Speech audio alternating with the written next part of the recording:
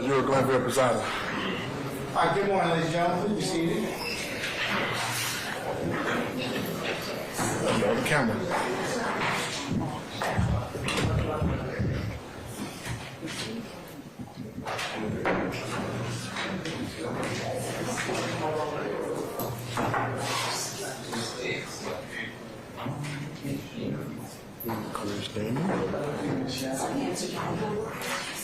Well, hey, you're the boss when it comes to sound. I just spoke.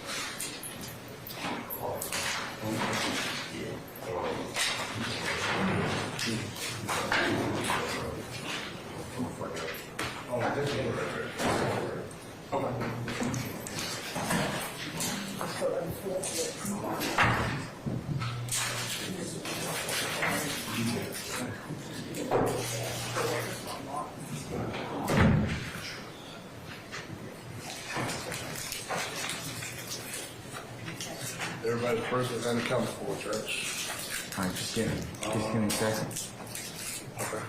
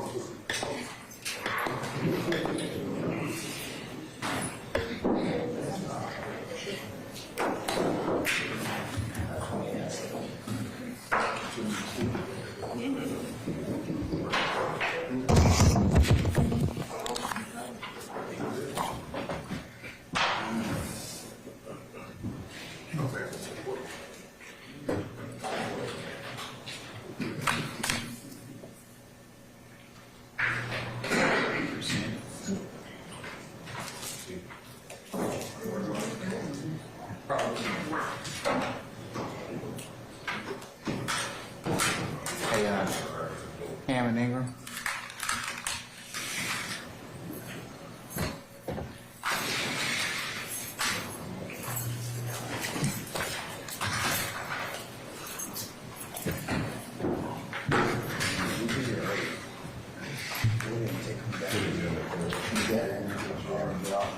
Only thing you need to leave me is the two red. Okay. I've got two ready. Yeah. Both of them take off the ears. Yeah. Oh, yeah. I was just thinking about that. So if you could do that for me, that'd be great.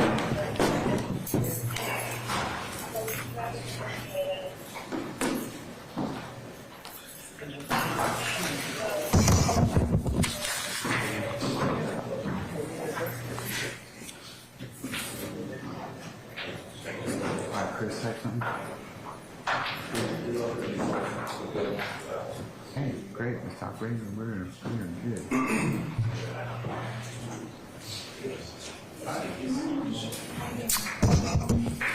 All right, good morning, councils, interested parties. We're back on the record in the matter of the state of Georgia versus Khalif Adams et al., 22 SC 1833572. Mr. Stillwell, Mr. Botts. Okay, all right. Thank you, sir. All right, Mr. Williams, Mr. Steele, Mr. Adams, and Mr. Renard, good morning. All right, Mr. Kenrick and Ms. Hingerty, good morning.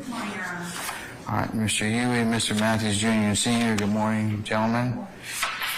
Mr. Nichols, Mr. Harvey, Ms. Westmoreland, good morning. Mr. Ryan and Ms. D. Williams. All right. Ms. Hilton and Mr. Brown, good morning. Good morning, Your Honor. All right. Good morning, Your Honor.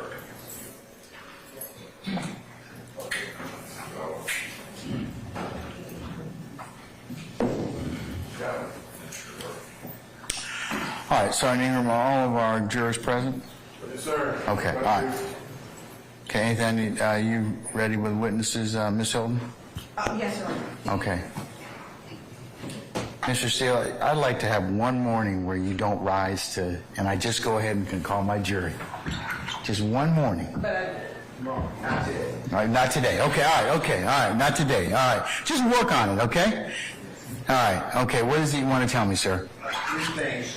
One, we have no opposition. Hold on, wait. Gotta watch the door, okay?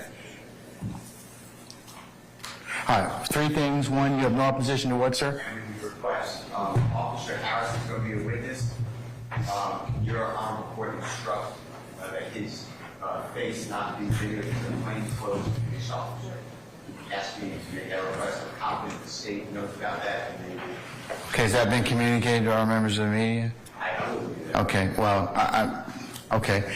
When's Mr. Harris going to testify? I believe we're talking about Mr. Henry, Your Honor. Mr. Henry? It's okay. He will be witness number 5. Okay, before we get to that, just remind me and I'll remind our members of the media. Yes, Your Okay, Honor. that's Thank you, one. Mr. Steele, for that. That's one.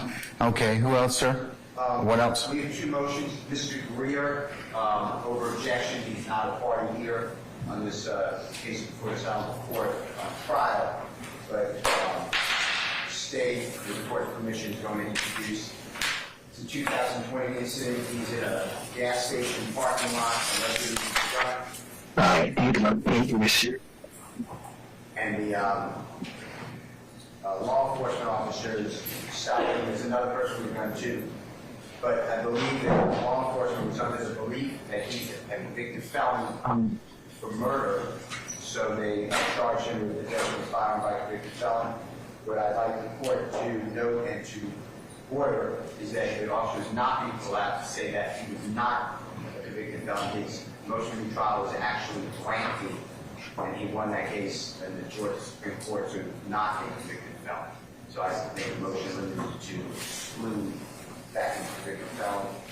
And this is in regards to, again, sir? Montavious Greer. All right. And what's the incident date again? 2020, let me get my note. Mr. Harvey just voted September 5.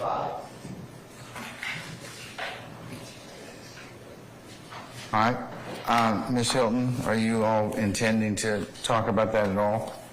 Your Honor, we'll instruct the officer not to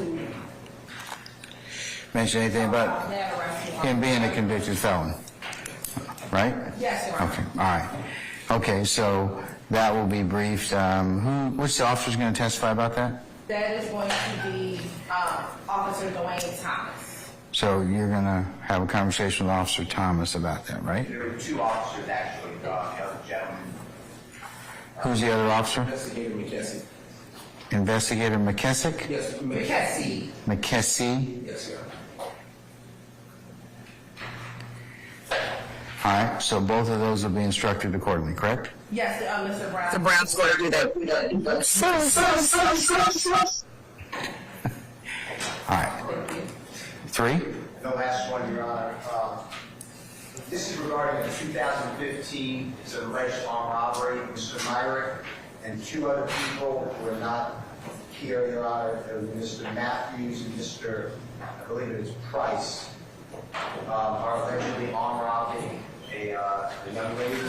There's a gun put into her face. Supposedly, it's a ring doorbell that's ran. Law enforcement does investigation. They arrest Mr. Myrick and John Fowler and the other two persons of his name. And supposedly, Mr. Myrick, as well as the other two people, pursuant to interrogation, they waived their Miranda rights, allegedly admitted that they are part of a criminal street gang, YSL, and that they were doing this armed robbery and other crimes to raise $25 to pay initiation. That's according to the belief, unless those witnesses testify, that would be a competition clause violation. It would not be part of any conspiracy. It would be, as you know, a Stafford, which we cited earlier, quote, spilling the beans, or because they come under the statute. Either way, it's a violation of Constitution. So we would ask that the witnesses be instructed not to mention any interrogation of those three non-testifying parties.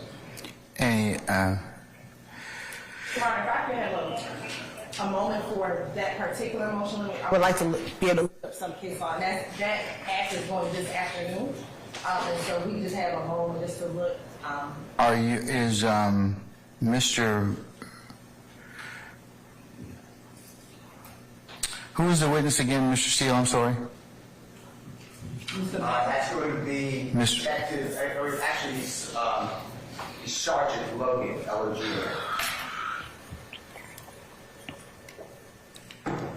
And he's going to testify about Mr. The three people are again, I'm sorry. Okay, no problem. Mr. Myrick, who is in co-indictee. All right, Mr. Myrick, okay, but the other three, Other two. is Mr. Myrick going to testify consistent with what you just told me about raising the $25? And he's a member of YSL? To my knowledge, no. All right, He's a severed co-indictee. okay, The other two people are not on the state's witness list. okay.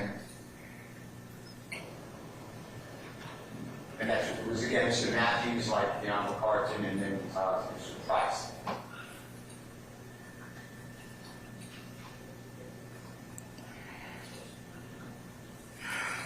All right, so, Madam, you wish to have a little time to think about that? Yes, Your Honor. All right, I guess my question for you, you're planning on calling Myrick, or does that particular issue with, the issue with Matthews and Price, are they in any way charged in the indictment, or? Matthews and Price are not charged in this indictment, and Okay,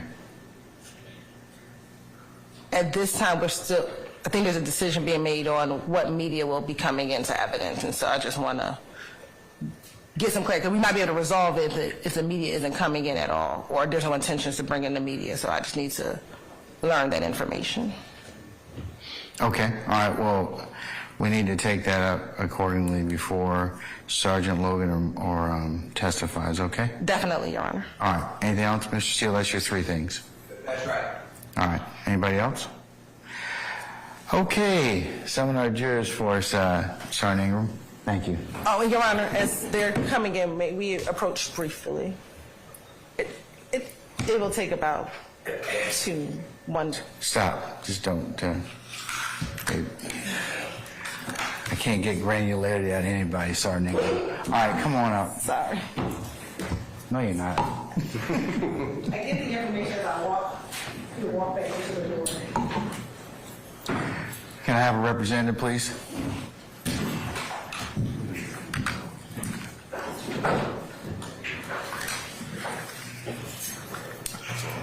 Okay, it's talk radio. Yeah, go ahead, I'm sorry. Mm-hmm. That's the one with this wall right here.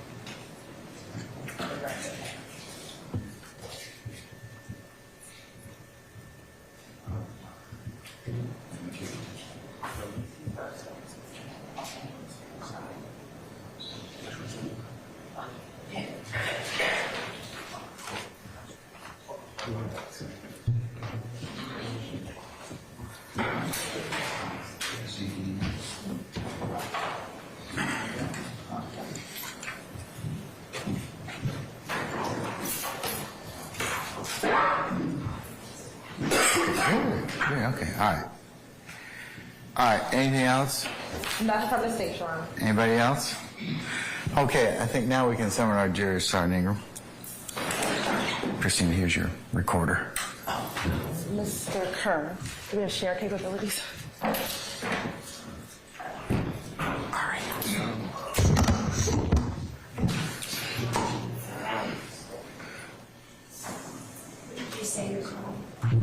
First, we'll be investigating Stephen McKessie. Members of the media, our first witness and our fifth witness, Sergeant McKessie, and then there's a person by the name of Mr. Henry. If you could not film the two of them, just those two, McKessie and Radcliffe. So McKessie's our first witness, okay? All right, thank you.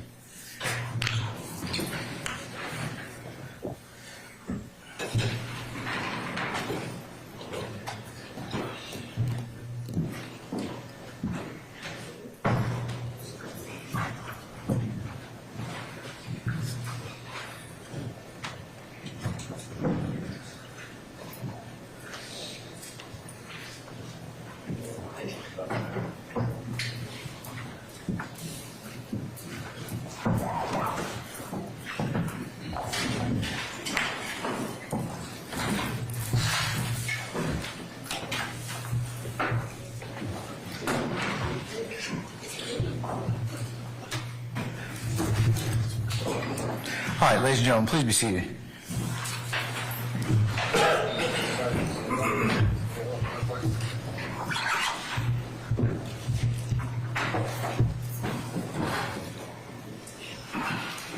All jurors present, sir? Yes, sir. All present, accounted for. Okay, all right. Good morning, ladies and gentlemen, jury. Good morning. All right, that's what I like to hear. A fully caffeinated, shirted up jury. Okay, all right. So, ladies and gentlemen, without further delay, we're going to go ahead and continue with the presentation of the state's case.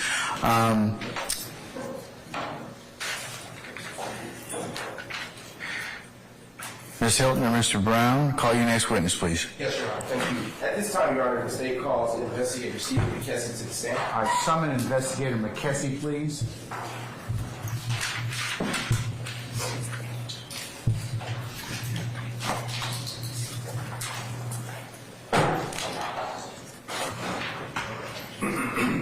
All right, Investigator McKessie, good morning, sir. If you would please approach the witness stand.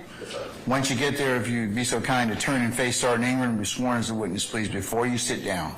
Yes, sir. Raise your right hand. You swear affirm testimony you give the truth, the whole truth, and nothing but the truth? I do. Have a seat. State and spell your first and last name for the court, please. Investigator Stephen McKessie. Good morning. Spell it. Last name, first name spells S-T-E-P-H-E-N. Last name is M-C-K-E-S-E-Y. Good morning, Investigator McKessie. Good morning. Are you employed? Yes, I am. And where do you work? Atlanta Police Department, And how long have you worked there? 22 years. And when did you start? May 8th of 2001. And what was your role when you first got started with AP? Started as a recruit, and then I went to, when I finished completing my mandate school, I went to Zone 1 Patrol. Okay, okay. And to be sure, APD stands for Atlanta Police Department as well, correct? Yes, sir. And have you held any other positions other than investigator since being with APD? Yes, sir. As an officer, I was on Audit Theft Task Force. In 2008, I was promoted to investigator. I did general investigations. I went to narcotics as an investigator, ATF Task Force. Now I'm on a fugitive unit by way of the U.S. Marshal Task Force. Okay. And are you post-certified? Yes, I am. Were you post-certified on September 5th, 2022? Yes, I was. 2020. Yes, I was. Right. Do you remember working an extra job on Saturday, September 5th, 2020? Yes. And what kind of extra job was that? So I was working in Zone 1 at the Zaxby's. It's a restaurant. Okay. And how were you dressed for that job? Per SOP, I was dressed in full Class A uniform. Okay. And around what time did you finish your shift? About 10:30, 11 o'clock. Okay. And what's the address of the extra job? It's 946 Martin Luther King Jr. Drive. And where, if anywhere, did you go after you finished your shift? I was headed southbound on 75, realized I needed some gas, so I got off on Cleveland Avenue and went to the Chevron on Cleveland Avenue. Do you know the address of that Chevron?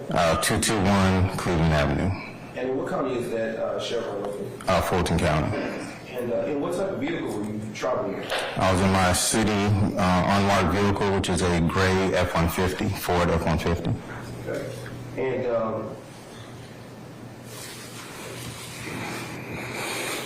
are you familiar generally with the area of 221 Cleveland Avenue? Yes, sir. And how are you familiar with that area?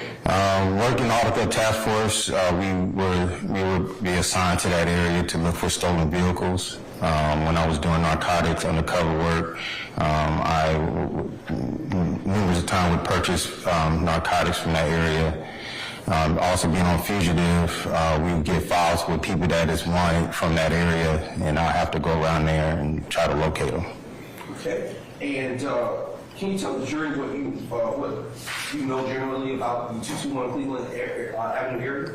Basically, it's a known drug area with a lot of violence. Hold on, stop. I'm sorry. What's your objection, sir? Okay.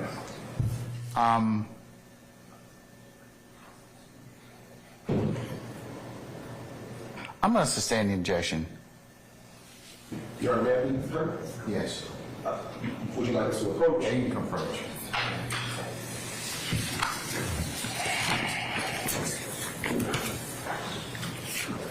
Oh, Billy, hold on.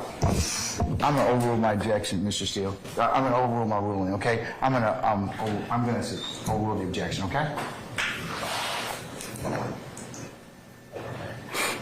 So I'll restate the question. What do you know generally about the 221 Cleveland Avenue area? It's a known drug area. There's a lot of different type of crimes that occur in that particular gas station address. It's also known for being a gang area as well. Okay. And I am now going to show, with this court permission, this witness exhibits 157N through 163N, which is still shots. With permission to approach, I will do so, Your Honor. You said that you're going to show 163 and or what through what? 157N, 158N, 159N, 160N, 161N, 162N, and 163N, Your Honor.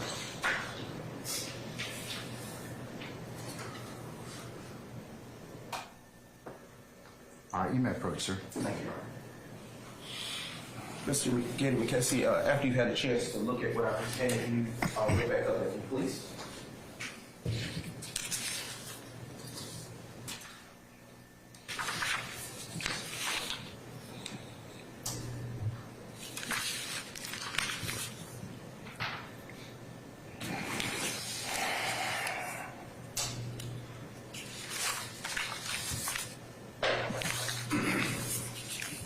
Yes, sir. Okay. What have I just had you? These are still shots of 221 Cleveland Avenue. And how do you know what those are? This is the night of the incident that we're discussing today. Okay. And have those still images, do those still images accurately? I'm sorry, may I have an opportunity to look at those photos? Have you been provided them earlier? I've not seen these. All right. I was going to get to the next inquiry. Okay. All right. Sure. Do you want to see them? Sure, just a moment.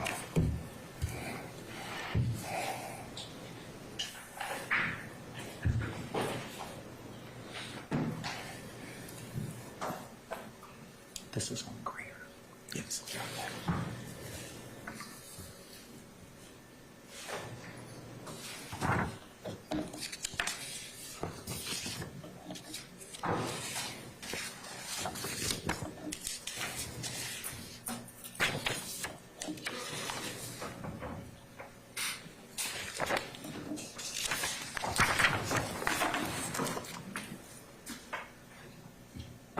Your Honor, to be clear for the record, these are still images from the body cam that were provided in discovery for the defense counsel. Okay. Okay, and resuming the question, Investigator McKesson, do these still images from the body cam accurately depict the events of September 5th, 2020, as you recall them? Yes, sir. Your Honor, at this time, the state moves to admit states exhibits 157N through 163N into evidence. Any objection? No objection. All right, states 157N through 163N are admitted and may be published as you see fit. Thank you, Your Honor.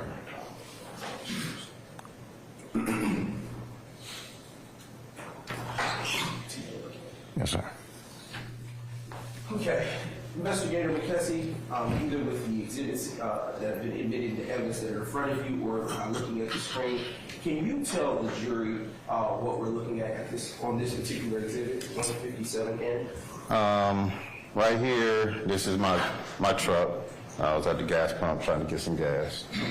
Of course, this is the Chevron in the middle. You have the fish and wing spot.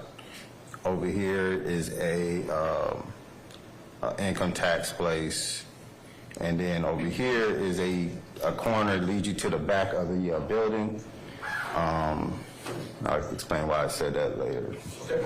I do want to go back a few steps really quickly and further expound upon something you said earlier. Earlier you talked about 221 Cleveland Avenue being the gang area. What do you mean by that? It has a reputation where there's a lot of gang activities going on where they sell drugs in that area. They seem like they hang out there to sell some of their narcotics. Basis. Same.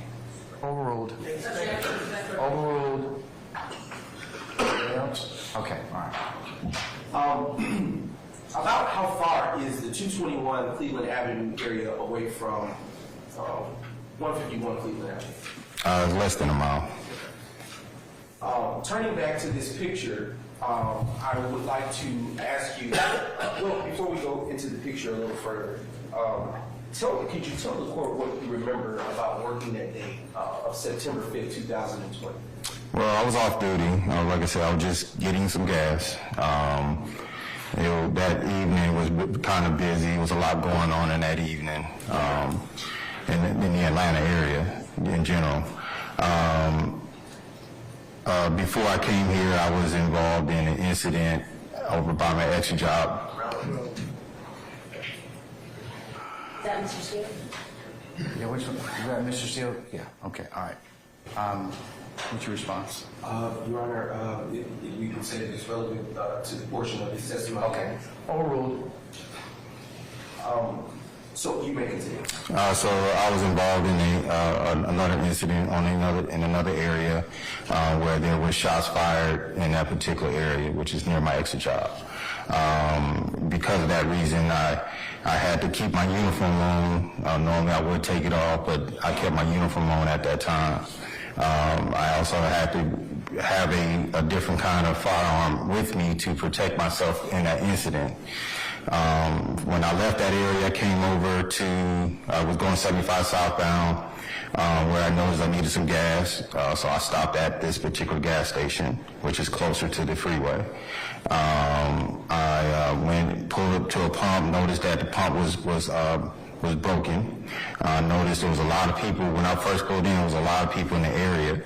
Then I went over to the pump closer to the restaurant, where I noticed there was candles, like they had a candlelight vigil in that area. And then I also noticed a whole bunch of people just congregating. One particular vehicle struck my attention at the time, which was a red sedan. Inside the red sedan, there was a lot of lighting in the area, but inside the red sedan, I saw a guy sitting in the passenger seat with a rifle. The rifle was sitting, it seemed like he was holding a rifle. You could see the butt stock of the rifle. Even at one time, he had lifted the rifle up, and you could see the actual barrel of the rifle. So I was able to tell it was some kind of AK-47 style rifle. I then noticed a lot of commotion going on. All of a sudden, a white sedan pulls up. The sedan parks next to the red sedan. At that point, I still kept my eyes on the person in a red sedan because of the rifle aspect of it. All of a sudden, this older gentleman comes out of the store. He started cussing, using profanity, talking about he's gonna kill somebody. So let's unpack some of what you discussed just now. So with the exhibit that is on the screen, can you point to the red sedan that you said that you saw the individual with the rifle style firearm located? So it's parked over by the fish and wing spot back then, and it has its lights on. And I will just allow you to know that that screen is a smart screen, and I believe if you touch it, it will annotate where you're talking about. Okay, it's actually right here. Yes.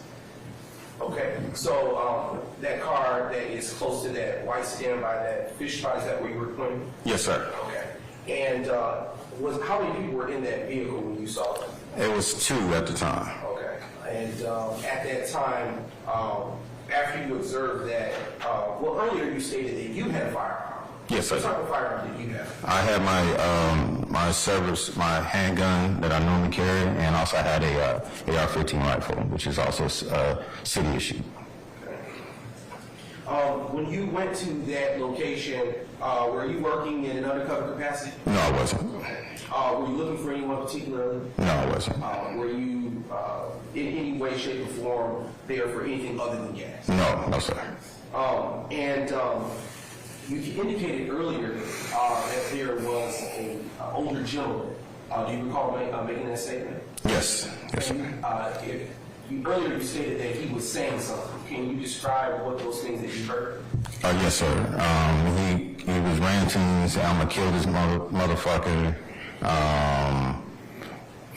That's pretty much what I heard. He continued just to rant, but one that stuck out, he said, "I'm gonna kill this motherfucker." What did the other people around in that environment appear to be doing? They were just looking at him. Again, at the time, they were just looking at him, just watching him rant. Okay.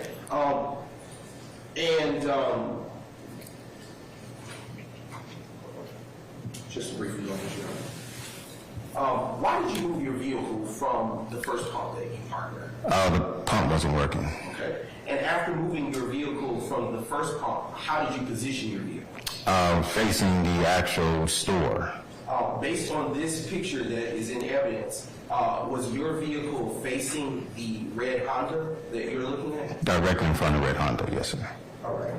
And so with this, from this vantage point, it was very easy for you to see into that vehicle, correct? Yes, sir. And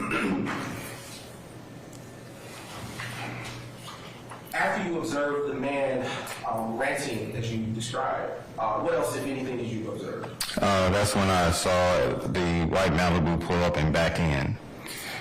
And based on this picture that is in evidence already, can you point to the jury where that vehicle, the white Malibu that you were describing, is located? Yes, sir. The vehicle's backed in front of the fish and wing place. Okay. Is that to the left of this screen? On the left, correct. And who was in that vehicle that backed in when you described? It was a driver. It was a passenger and a backseat passenger who later I was able to identify as Quintavious Greer. Okay. And when we get to that, can you describe in total how many people were in that vehicle? For clarity? 3. Okay. And I'm going to reclaim these and allow you to use that screen just briefly.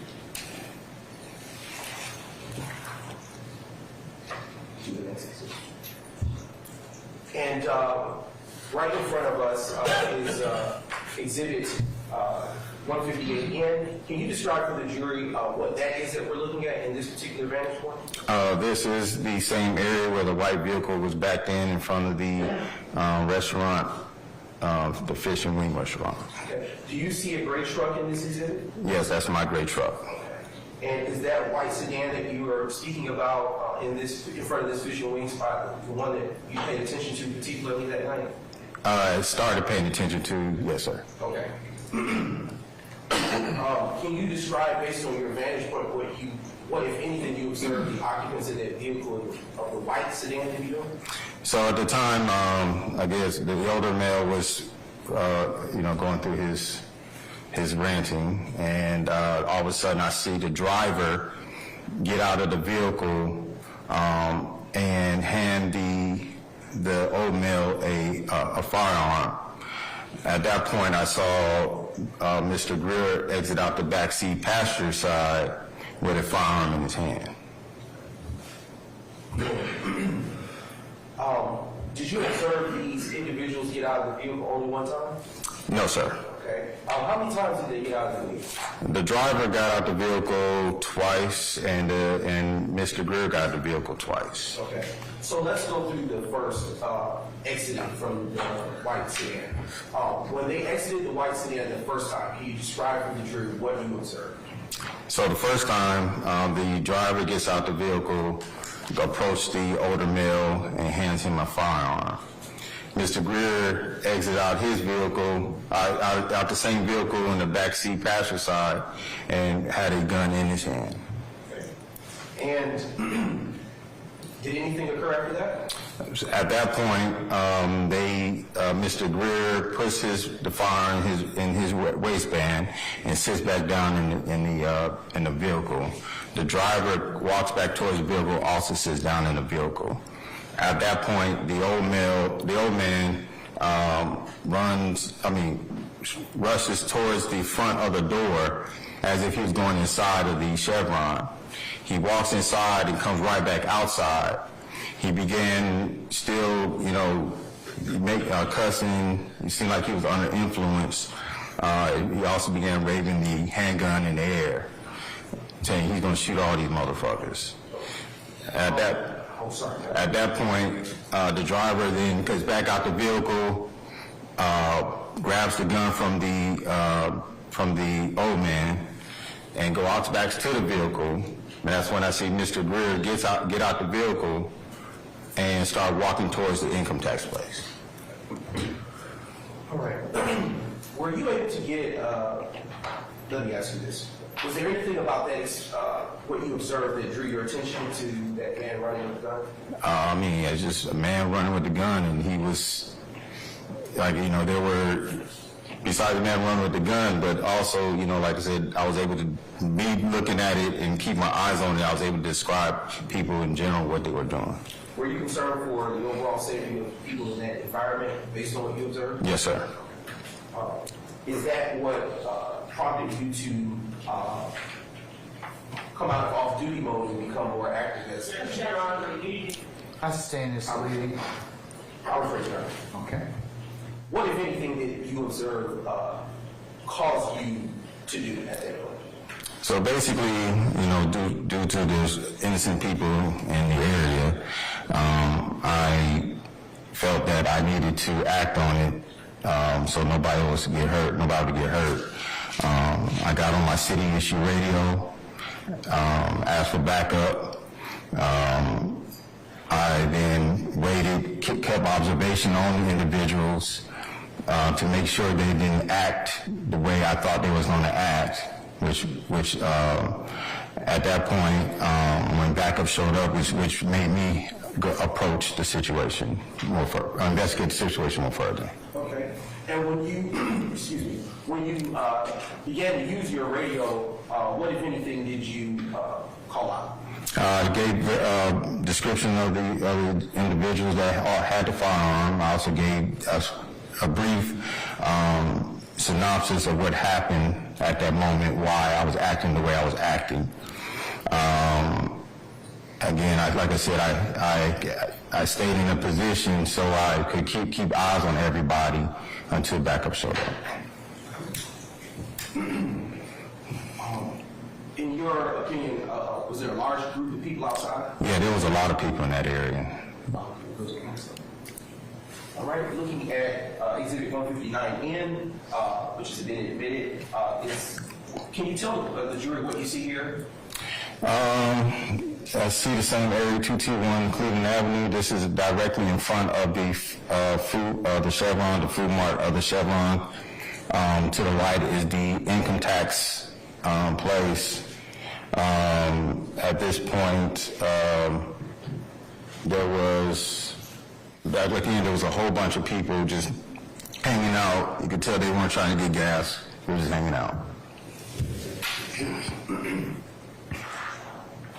And here, what do you see?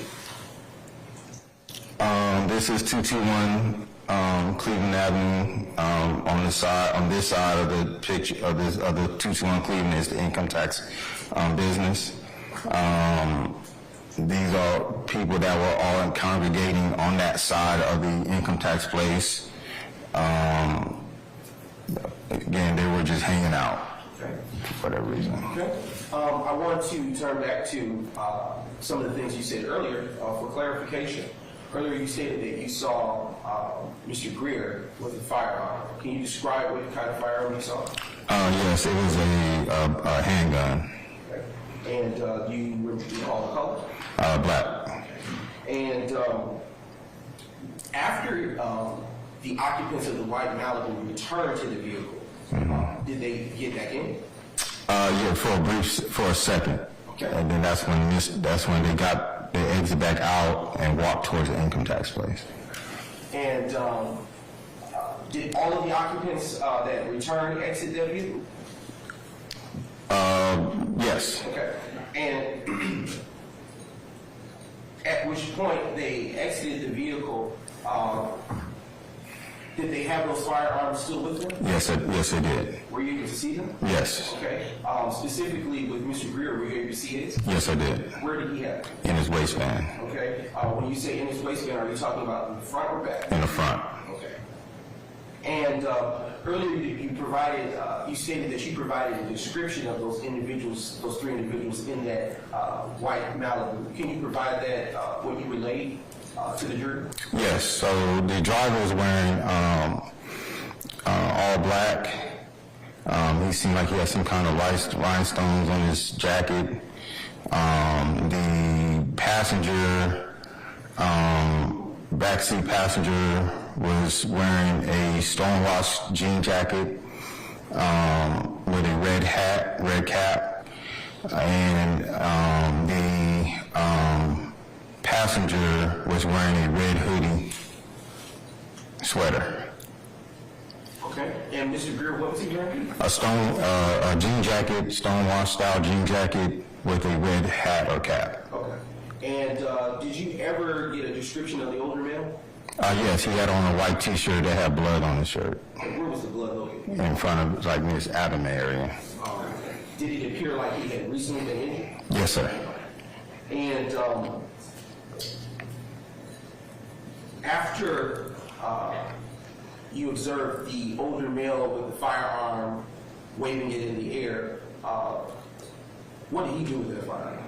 He gave it to the driver who was wearing the black. The driver of what vehicle? Of the white vehicle. Okay. And can you describe for the jury what that firearm looked like? That was a black firearm as well, a black handgun.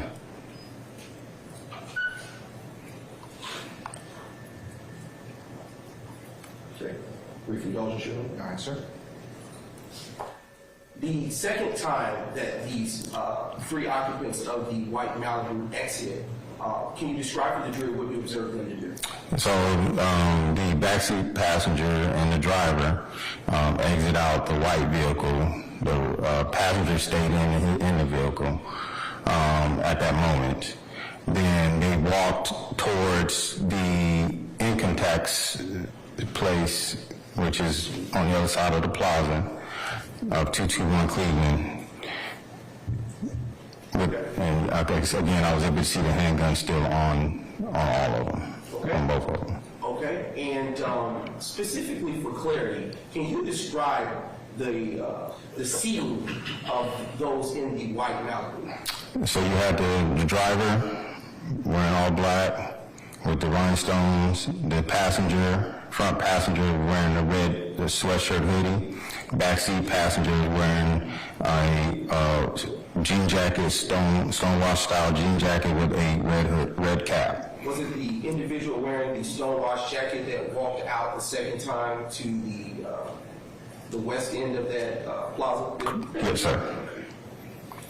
And earlier you stated that you radioed. Did you ever call for assistance? Yes, I did.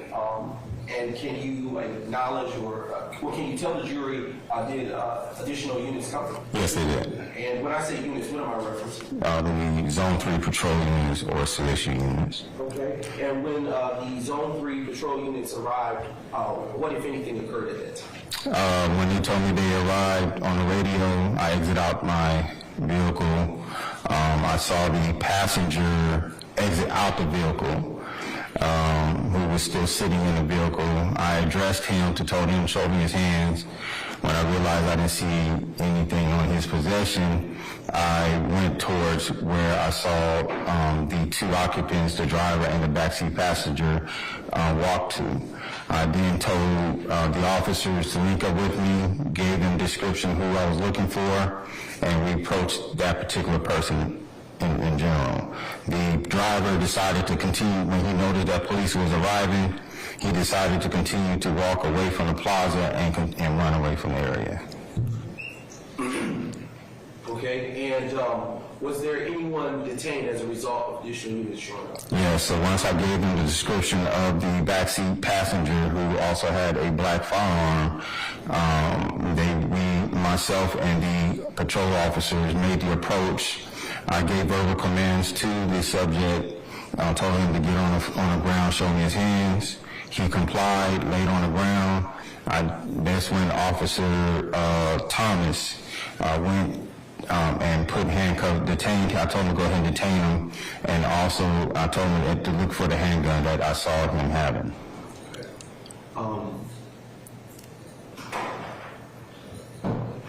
Why was the backseat passenger detained?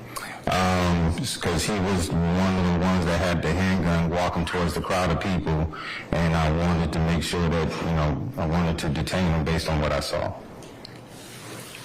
To further investigation of the scenario. Do you do that for safety? For safety reasons, correct. And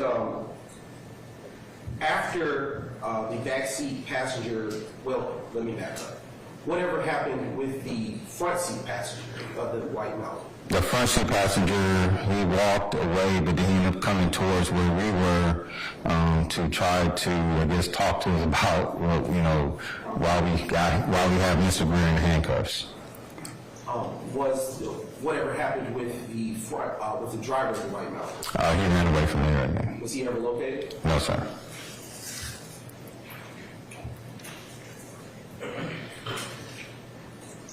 After the backseat passenger was detained, was he searched? Yes, he was. Why was he searched? To locate the firearm for safety reasons. Okay, and after that firearm was located, where was it found on this person? In his waistband, in the front part of the waistband. And was that was the firearm that was located on this person the same that you saw him walking with initially? Yes, sir.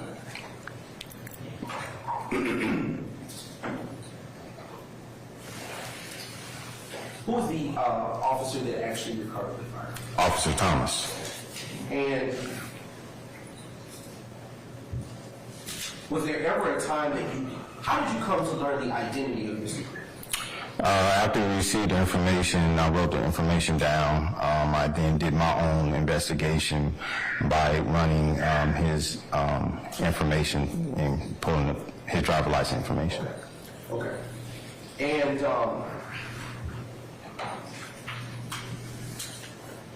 after he was detained, did you investigate the firearm that was in his possession? Mr. Officer Thomas ran the information. I did run the information as well. Yes, I did, sir. Okay. And just a brief indulgence, Your Honor. Yes, sir.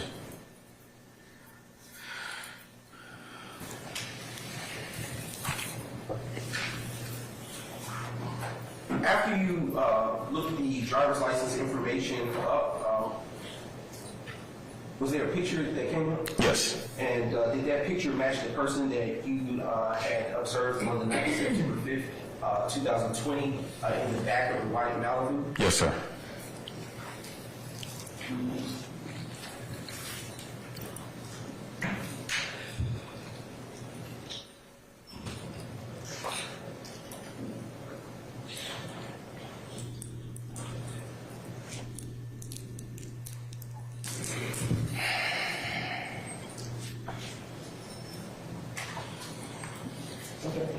When the gun was ran through the system, what if anything came up? The firearm came up, reported stolen. Where was it reported stolen? That part I can't remember, sir. Would you like to? Is there anything that will refresh your recollection? Report. Thank you.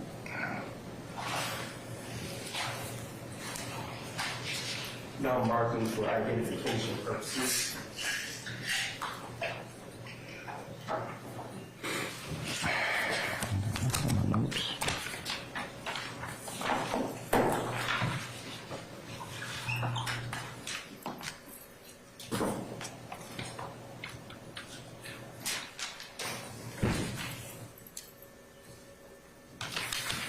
Oh, I have it right here, sorry, my notes. You cannot read it. Just 1 second. Now Hold on. You have an objection? I'm sorry? I believe the state is asking for hearsay. I think, I'm going to overrule your objection. I think he's trying to refresh recollection this time, okay? Yeah, Program. You may. And it has been marked as State's Exhibit 200R. What is the question? Madam Clerk, can you restate the last question? Specificity.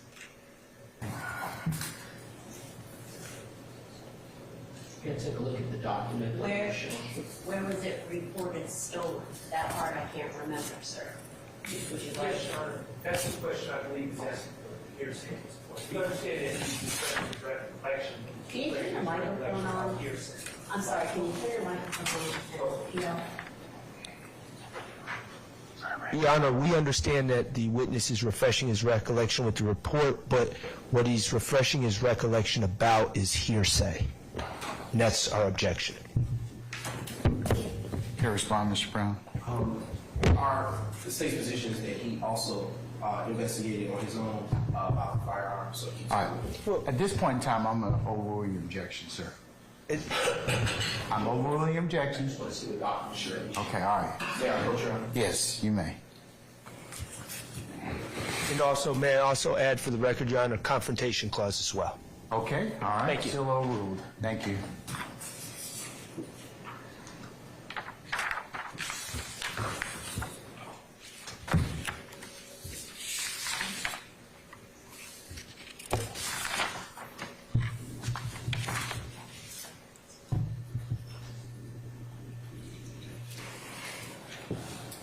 Now approaching the witness with State's Exhibit 200R. Yes. You may look at the report and upon having your memory refreshed, you can look at it. Yes, sir. Are you able to answer the question? Yes, sir. Where was it? Clayton County, October 30th, 2017. Okay. I want to ask you, follow back with a question as it relates to the area where you were located that evening. Is that area a known gang? Is within that area a known gang? Is it a gang that is known frequently within that area? Objection foundation. I sustain the objection. You need to lay some more foundation, sir. Earlier you testified about your knowledge of the 221 Cleveland Avenue area, correct? Yes, sir. And during that time, you indicated that you are aware of that area, aware of that the happenings in that area. Yes, sir. Is it true that? Is it fair to say that you're based on your testimony that is? Staying as the form of the question. What do you know to be the activity around the, if any, the activity around the 221 Cleveland Avenue area? A lot of drug activity. It's a high crime area. We consider it a high crime area in Atlanta. There's also a lot of gang involvement in that area as well. speaking to that gang involvement that you just mentioned, is there a known gang that is in or about that area of 221 Cleveland Foundations? Overruled. You may answer the question. Yes, there's a known gang called YSL. No further questions, Your Honor. Cross.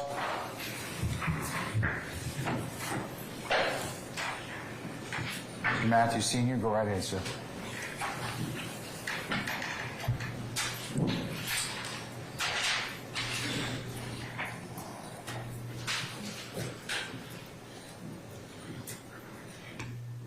Investigator McKessie. Good morning, sir. How you doing, sir? I'm doing well. My name is Carrington Matthews, and I represent Mr. Marquavius Huey.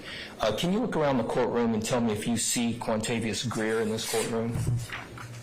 He was sitting over there, but I don't know where he's sitting at now. He was sitting over here today? Looked like him that was sitting over there. Can you point him out? I mean, I don't see anybody now. I don't see him now. You believe you saw Mr. Greer this morning? Yes, sir. Where did you believe you saw him sitting?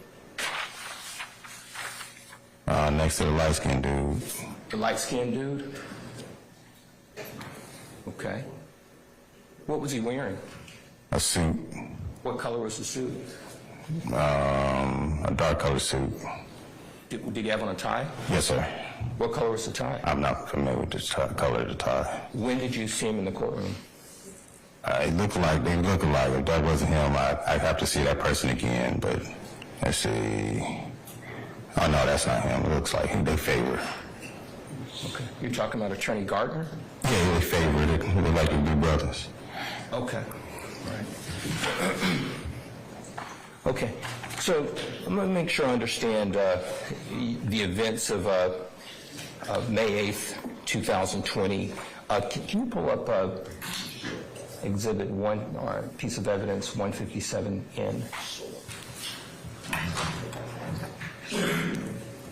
So we're looking at the food mart, is that correct?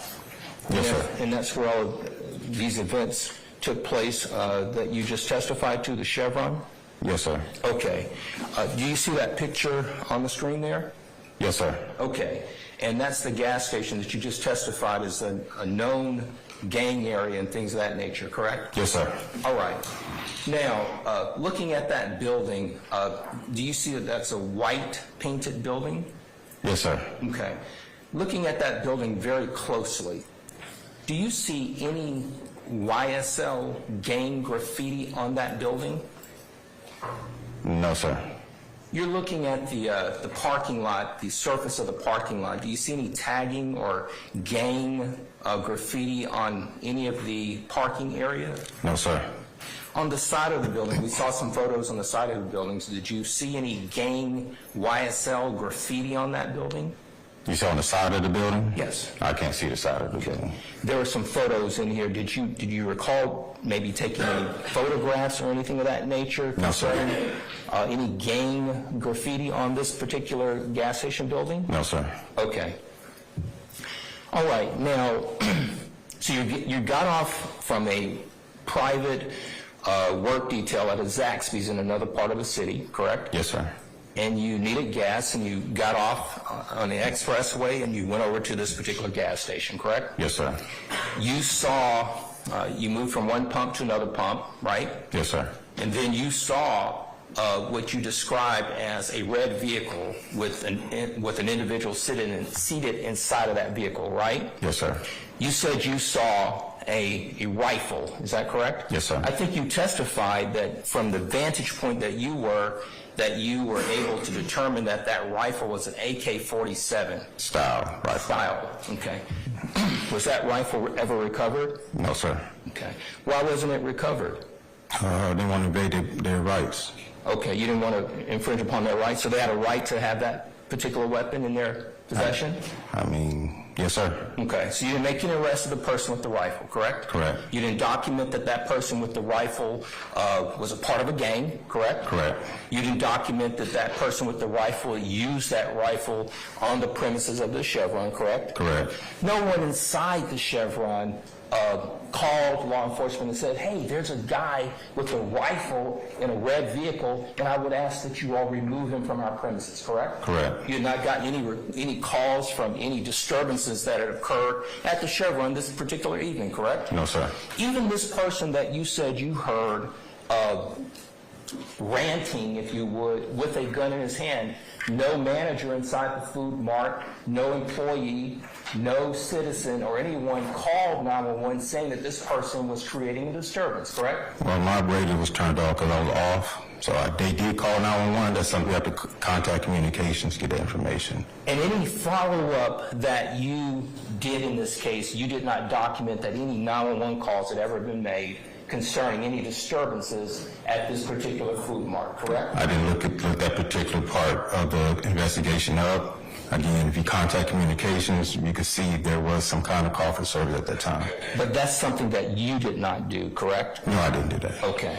You said that there were a large number of people out there that particular evening, but that's because there's a police presence and you guys were doing an investigation and people were pretty much just looking around, right? When I first got there was no police there. There was just a whole lot of people congregating in the area, not getting gas. My choice of pumps was limited because of that. So it was just weird that night. Okay. And no one was cited for loitering, correct? Again, you have to contact communication to get that information. You didn't cite anyone for loitering, correct? No, sir. Now, you indicated that the people in the white vehicle, the driver had on all black, correct? Yes, sir. You did not see any type of gang paraphernalia on the person in the all black, correct? Correct. The person that you described with the red hoodie, you didn't document in your report that the person who had a red hoodie on had a red hoodie on that was associated with any type of gang activity, correct? Right. It was just a red hoodie, right? Yes, sir. Okay. And this older male that you said had blood on his T-shirt, there's nothing about your investigation that determined that this person had blood on their T-shirt had been injured with respect to any type of criminal activity, correct? No, sir. Okay. You don't know why the person had blood on their shirt, correct? Correct. Could have been from working, right? Not that fresh of a blood. Could have been from a fall, Yeah, correct? it could have been from a fall, yes, sir. And the person that you said had this firearm, this older gentleman, you stated that he was under the influence, right? Yes, sir. Had been drinking. He was pretty much probably a drunk with a gun, right? Seemed like it, yes, sir. And the person who was in this vehicle who retrieved the weapon from the older gentleman was actually providing safety to that property by removing the gun from a drunk, correct? Well, he gave the gun to the drunk first. Okay. He got it back. So no, he wasn't providing safety. Okay, he got it back though, right? He ended up getting it back. Okay. And there was no issue with that gun. Nobody fired any weapon, right? Thank God. But it didn't happen though, right? Correct. Okay. No one used the weapon to do a robbery or anything of that nature, correct? He used the weapon for act assault, brandishing a firearm, try to shoot somebody, so there was a crime Someone tried involved. to get shot that night? The way he was ranting, saying he wanted to kill somebody and a specific person, he had the firearm in his possession to go do it, but he didn't do it. Did anyone come forward, Investigator McKesson, and say, hey, this old guy with a gun pointed at me and I was in fear of my safety? Did anyone come to you and say that? No, sir. Okay. Did anyone come to any other officer that you were aware of and say that? Not that aware of. Did you have an opportunity to order up the camera surveillance from this food mart that particular evening? No, sir. As part of an investigation to determine whether or not there had been an aggravated assault or anything of that nature, it would have been good common police work to retrieve the cameras from the food mart, right? Well, my observation was first. So I was able to see the aggravated assault in my observation. You saw an aggravated assault? Yeah. When you have a gun in your hand and you're saying you're going to kill somebody, whoever that victim was is the person he was committing the act of assault to. Did you reference in your report anywhere within the four corners of the number of pages that you created that particular evening that there was an aggravated assault that had been committed against anyone? I described what the aggravated assault was. Did you describe in your report that an aggravated assault had been committed I gave the description of the action of the aggravated assault in my report, but I didn't say specifically it was aggravated assault.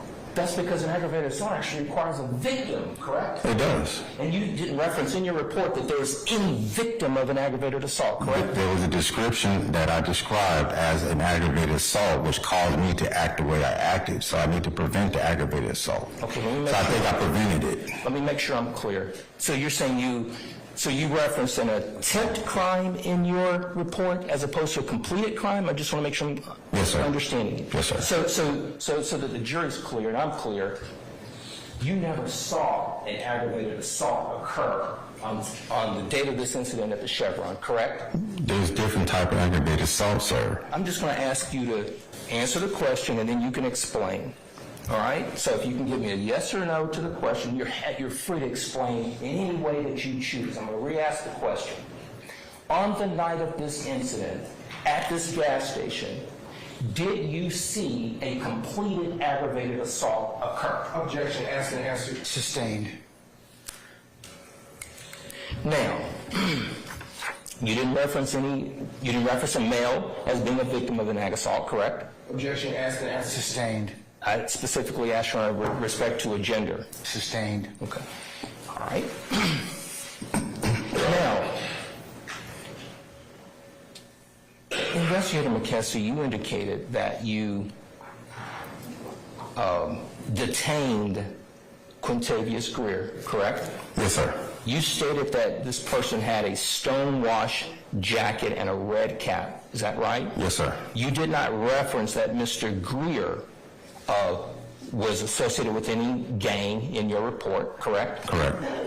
And as a matter of fact, Investigator McKessie, you did not document in your report that you were going to make any type of referral to the gang unit within the APD, correct? Correct. In fact, there was nothing about this particular incident that caused you to reference in any way gang activity, correct? In your report. You really want me to answer that question? Well, I'm asking you, in the report that you prepared, I'm asking you, did you reference any gang activity No, sir. in your report? No, sir. Okay.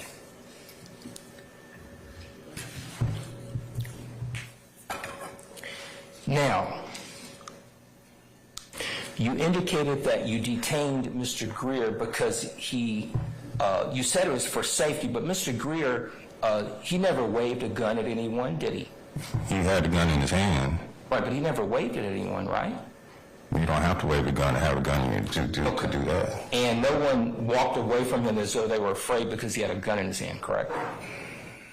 No, sir. Okay. And you detained him because he had a gun in his hand, and as a result of that, he complied, right? Yes, sir. He didn't run away from you. No, sir. He didn't give you a false name. No, sir. He didn't give you a false date of birth. No, sir. You said lay down on the ground. He laid down. Yes, right? sir. Now, you stated that you retrieved this handgun from his waistband? Yes, sir. Okay.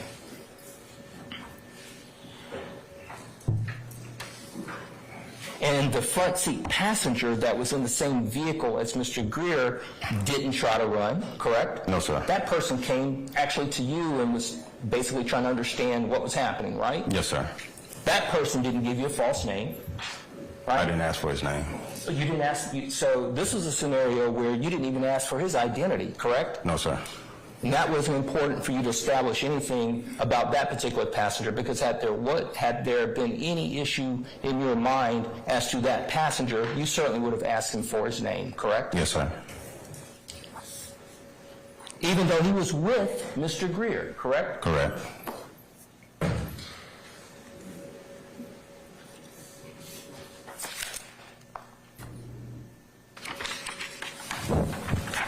Now,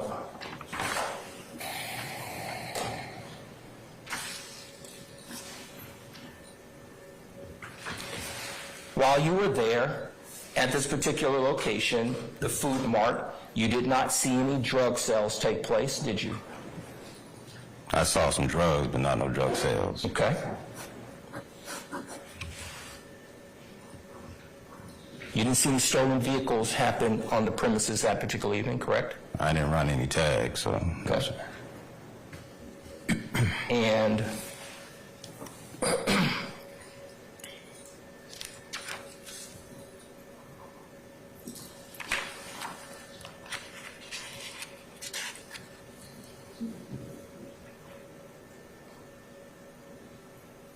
just 1 second, indulgence, Your Honor. All right, sir.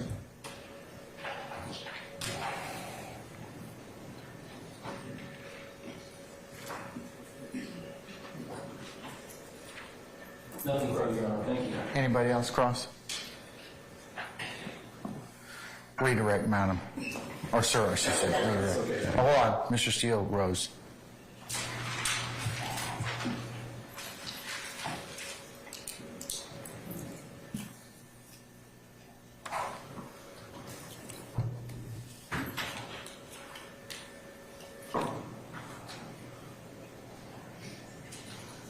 Good morning, sir. How are you? Good morning. Mr. Investigator, any of the persons that you saw on September 5 of 2020, any of them here in this courtroom that you recall? No, sir. Okay. And you know I represent Mr. Williams, fair to say? Sir? You know I represent Mr. Jeffrey Williams, right? Okay. And he wasn't at the scene, was he? No, sir. When you mentioned and you described the area, in Cleveland Avenue area, that area, how long have you been familiar with this area? Since 2005. And is that from doing business in the area, like stopping for gas, as well as patrolling the area? Yes, all the above. Okay. And is it correct to say that, tragically, the area is poverty-stricken? Objection. I'm not about to answer that. Objection. Relevant. I'll rule the objection. I'm not going to answer that. That's disrespecting that community. Okay, well, how would you describe the income level in that community? All right, a little foundation, Mr. Steele, if you want to ask him that. Do you have a belief on the level of income in that area? Objection. Relevance. I'm going to sustain the question as to form. It's still, Thank you. it still kind of misses the mark, Mr. Steele. Do you believe that that area has a lot of crime? Yes, sir. And does that area have any type of flourishing houses? You know, the housing market there? Is there a lot of homeless there? Sir, again, I'm not going to disrespect that community. I'll sustain this to form. You can break that down, Mr. Steele. Let me ask you this. Are you familiar with the McDonald's at 150 Cleveland Avenue? Yes, sir. Are you familiar that that McDonald's is today out of business? Yes, sir. And it's still the structure there, though. Are you familiar with what I'm talking about? Yes, sir. And if I showed you a photographs from when the McDonald's was there, do you think you could recognize that photograph? Yes, sir. Let me show you what I'll mark as number 3. I think this is yours first. Okay. So if you want to put DW. DW1? Yes. At this time, state's going to object to basis off of relevance. This is not relevant to the reason for which investigator is here. On cross-examination, the rules are not bound by what the state asks them on direct. No, he says, well, toward the scope rule, still got to be relevant, though. It'll be relevant. I'll give you a little bit of latitude. Full rule for now, sir. May I approach you? Yes. I'm going to approach you, Investigator, if I may. Tell me if you recognize what I've marked as Mr. Williams' number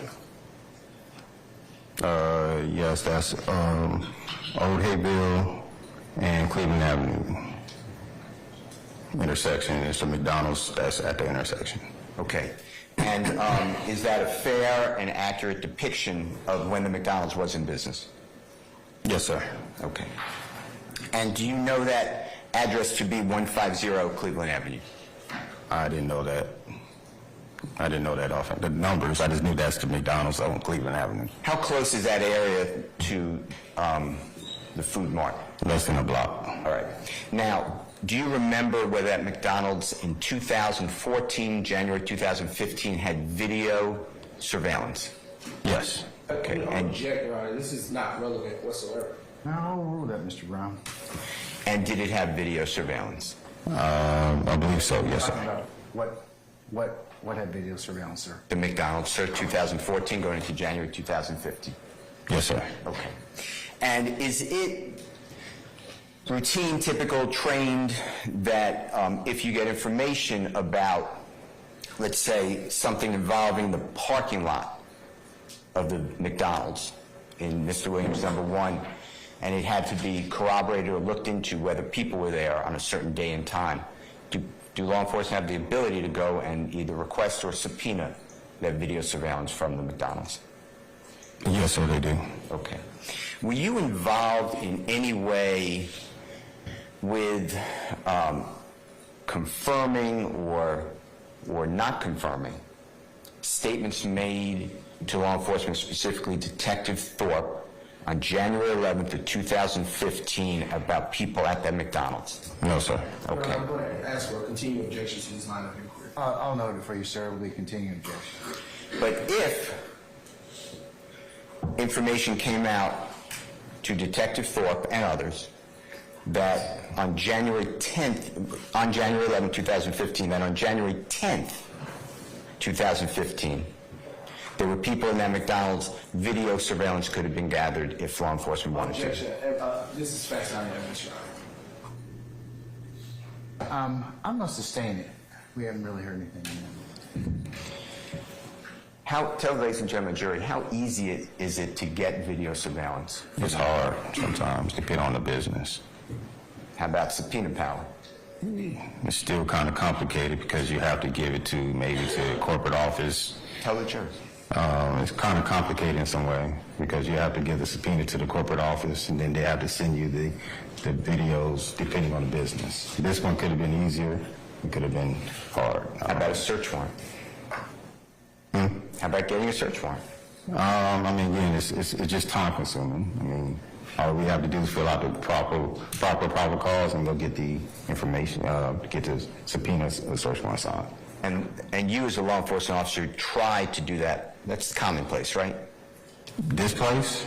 Getting surveillance, if it's important. If it's important towards my case, yes, sir. It's just a checklist, right? Yes, sir. All right.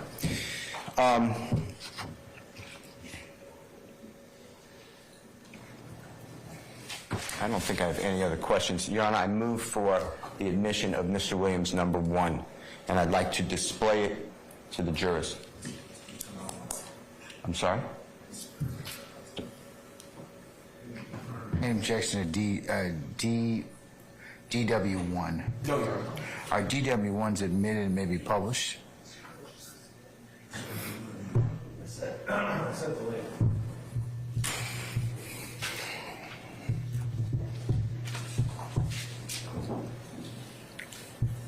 Mr. Steele, do you want to publish it yourself, or? Sure. I mean, I'm not going to do it for you, but because I'm sitting up here, but you can certainly do it if you'd like, okay? Because you asked permission to publish, so I'm telling you, Getting yes, the you link, can. but I could do it. Say again? Shaq is getting the link. Kokomo, Mr. Kokomo's getting the link.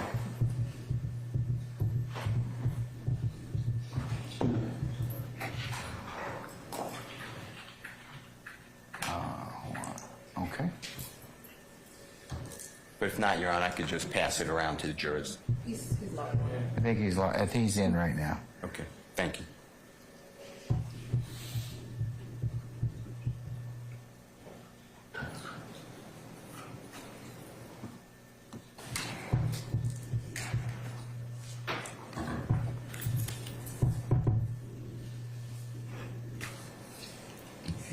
Okay, and investigator, just orient the jurors if you don't mind. And Mr. Kokomo's using the arrow. Just show the jurors where the McDonald's is located, the actual McDonald's, not just a sign. The McDonald's is located right here at the corner of And Mr. Avenue, Old Hayville. Say, I apologize, stepped on your words. Cleveland Avenue and what? In Old Hayville. Okay. And Mr. Kokomo circling the McDonald's. Is that fair to say that that's the area? No, the actual structure? Where he circled it at, sir. I don't see it. See that area that he circled? Yeah, that's it. Okay. And then across from it, do you recognize to the left that other structure? Is that a laundromat? Yes, sir. Okay. And was that laundromat there also in year 2013, 14, 15? If you remember. I don't know if the business was actually the same business, but I know it was there. The structure? The structure was there, yeah. Okay. And then where, in relation to this McDonald's, would the location that you were talking about with the jurors be? Would it be to the left on Mr. Williams, number one, or to the right? You mean where I saw Mr. Greer? Yes, yes. To the right. Okay. If we're facing McDonald's, it'd be to the right. Okay, on our picture. Going westbound. Okay. And across the street from the McDonald's, you can see, is that another gas station? Yes, sir. And do you remember which business that is? Which gas station? It's a BP gas station. And does that area also have video surveillance? Not sure, sir. Okay, that's okay. The laundromat, does that have video surveillance? I'm not sure. Okay, all right. I don't have any other questions. Thank you so much, Your Honor. Thank you, investigator. Thank you. Okay, any other examination by any counsel for the defense? All right, any redirect? Yes, just Can we- here. All right, you still need to use this? Yes. Okay, all right, we'll leave it up. Okay. All right. So let's talk about some of the things that just came out. As to Mr. Greer, can you provide his date of birth? I'll have to reference it. Sure, you may reference it and look back up when you finish.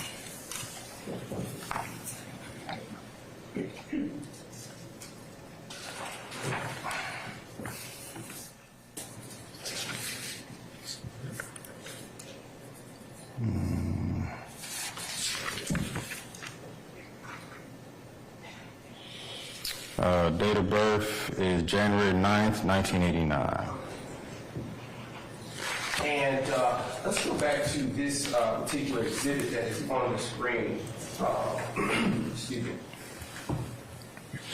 DW1, sir? DW1. Yes, Okay, sir. all right. What is this address? Do you know the address of that McDonald's? Not off of memory, no. Is that McDonald's within the same vicinity of the gas station that you responded to on September the 5th, 2020? Yes, sir. Okay. Was that McDonald's relevant to the incident for which you responded to on September 5th, 2020? No, sir. All right. How far is that McDonald's from 151 Cleveland? How far is that McDonald's from 221 Cleveland Avenue? Less than a block. Okay. Were you focused on any surveillance footage from McDonald's that did not exist at that time on September 5th, 2022? No, sir. Okay. Was it relevant at all for what you were handling on that day? No, sir. Was a Detective Thorpe involved in any way on your on September 5th, 2020? No, sir.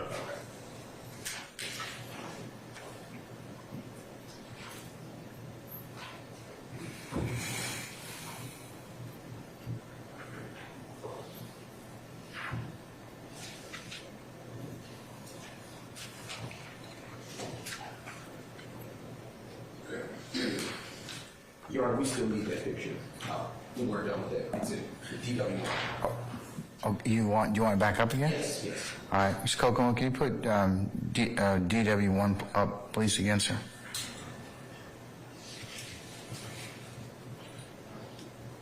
Thank you, sir. Are you familiar with that Exxon gas station? Or that BP gas station? Yes, sir. Are you aware of what that is now? Trying to picture. I've seen it recently, like within the last couple of days. I can't remember. You can talk into the mic, please. I've seen it within the last couple of days, but I think it's still a gas station. I don't know what kind of name it is. They change up so much. Okay. But Structure's still there, and nothing changed. is it fair to say that it is not what it once was? No. Okay. Do you know when that McDonald's closed? No, sir, I can't remember. I know it was recent. I was surprised. Okay. Just briefly, Your Honor. Prior to September 5th, 2020, did you know Quantavious Greer? No, sir. Okay. Are you aware of any, I'll strike that now, court reporter.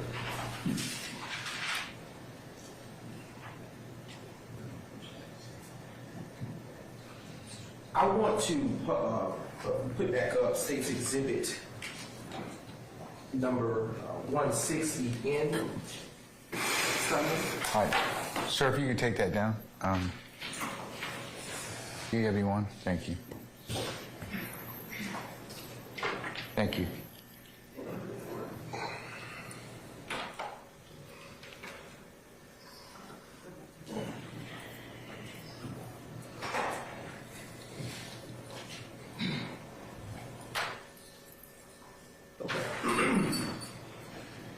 All right.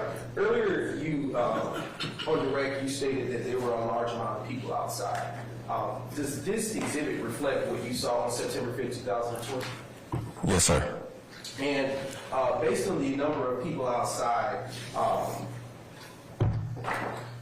let's turn back to the older gentleman. You stated that the older gentleman had a firearm and he was waving it in the air, correct? Yes, sir. Okay. And based on what you observed at that time, did you have any other concerns at that time? Can you? Any other concerns in that area at that time? There was a. Yeah, also saying this so vague. You can rephrase, sir. What was your focus when you observed the man with the firearm waving in the air that appeared to be intoxicated? I wanted to make sure that he wasn't going to use that firearm recklessly. Okay. And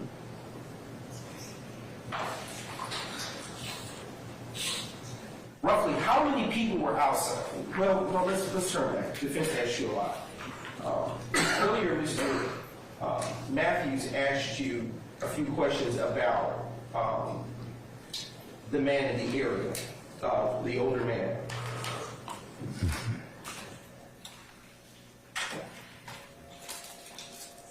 When the older man indicated with the firearm that I am going to shoot these motherfuckers, what then went through your mind? Say again? Who was that? Ms. Westmoreland, well, you have an objection? Basis? I do, Your Honor. I'll sustain this form. You can rephrase.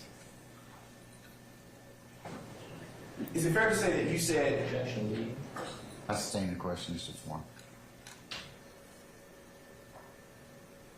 When you heard the older man make that statement, what were you thinking at that point? That he was going to shoot somebody. And how much time passed between the time that that firearm was brandished and the time that Zone 3 officers responded to that area? They responded within 2 to 3 minutes. Okay. And I want to ask you just a few more questions.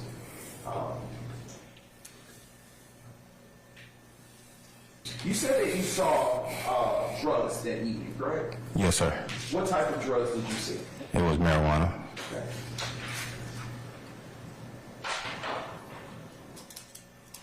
Did you have to make reference to gang activity based on the facts that you knew at that time? Objection, self-serving. I'll sustain it, Mr. Form. Okay.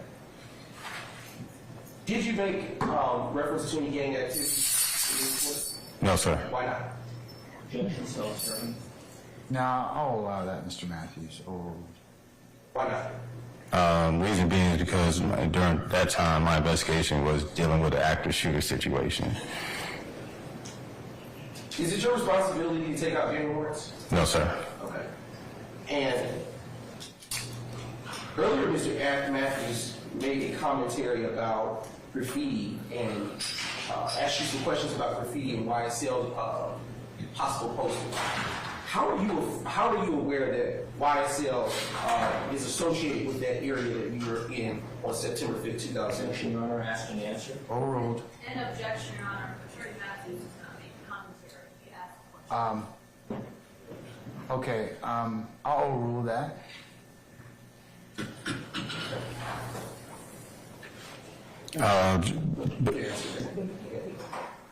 Well, you can go ahead and answer. Rephrase your question, okay? Sure, Your Honor. All right.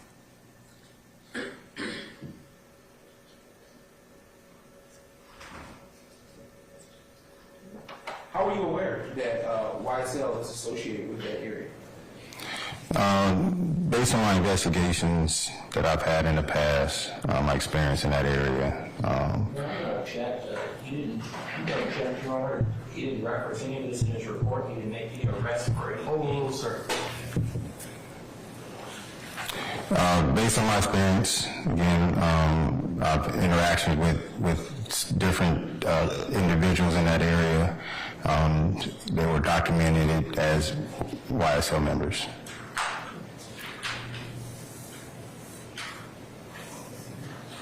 All right, Your Honor, no further questions. Any recross? Yes, Your Honor. Mr. Matthews. Thank you. Investigator McKesson, to be clear, you didn't reference anything in your report arising from this incident relevant to YSL, correct? Correct. Nothing further, Your Honor. Anybody else? You see the report that the investigator has in front of him, Your Honor? I mean, hold on.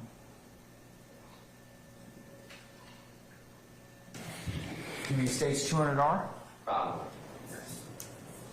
Yeah, you can come and look at it, sure.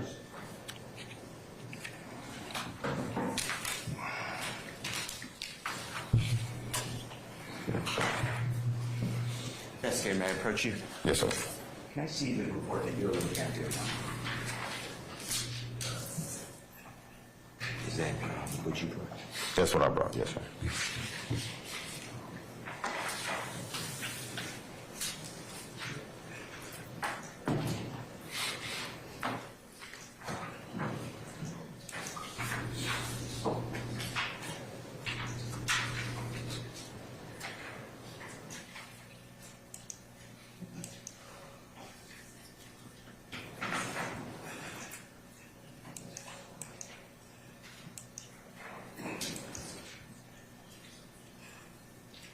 I just want to ask you a question, and thank you. That's states 200R, as in record, right? Romeo. Romeo, that's right. I apologize. Yes, sir. Okay. Is that included in what you brought up with you when you came to testify? It's by your left hand? Yes. Same report there? Yes, sir. About 8 lines down in that report. Which report? 200R as well as what you brought. It's page 2. Okay. Does it say, no, it's page 2 is the number. It's on the first page. Okay. Doesn't that inform us that the back passenger actually disarmed the drunk man with the gun? This is not my report, but yes. Thank you. Anybody else? All right, any further examination, Mr. Brown? No, Your Honor. All right, At this point in time, may Investigator McKessie be permanently temporarily excused the witness? Yes, Your Honor. Permanent? Yes. Okay. Investigator McKessie, thank you for your patience with us. I'm going to permanently excuse you as a witness. Please don't discuss your testimony to anybody except the attorneys in this case, okay? Yes, sir. Thank you. All right, thank you, sir.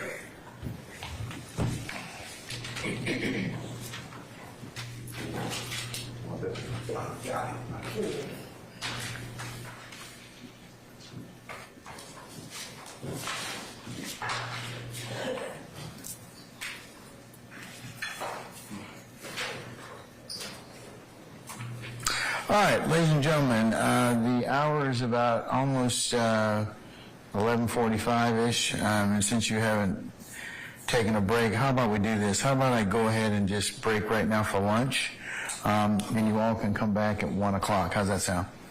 Okay, and then we'll probably work until probably about 3:30-ish or thereabouts, and then we'll recess for the day, okay? All right. Remember my admonitions I've given you, and if you should leave your headquarters, leave your notepads in the basket, and we'll see you back at 1 o'clock. And once all 17 of you are here, we'll reconvene, okay? All right. All rise.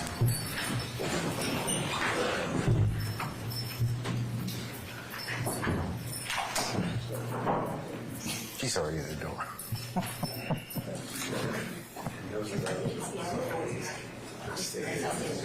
And I said, all right, she was saying we were already moving toward the door.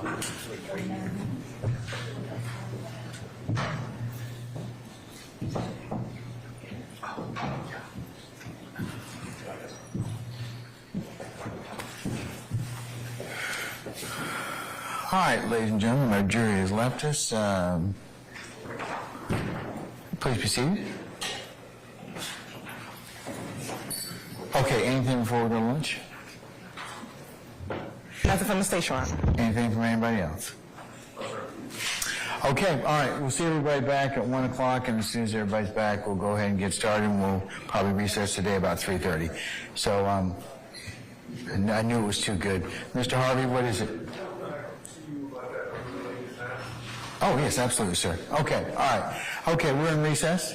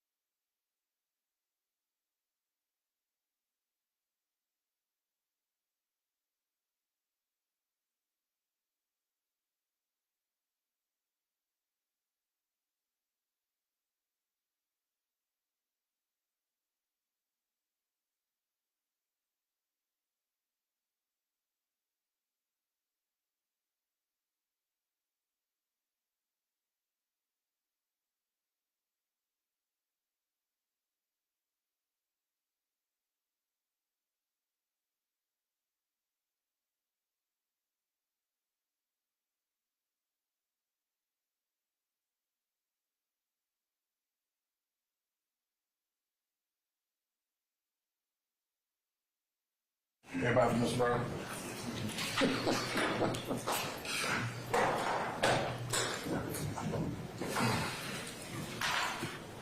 All right, sir, name and everybody there? Yes, sir. Everybody's present and accounted for. How about our jurors?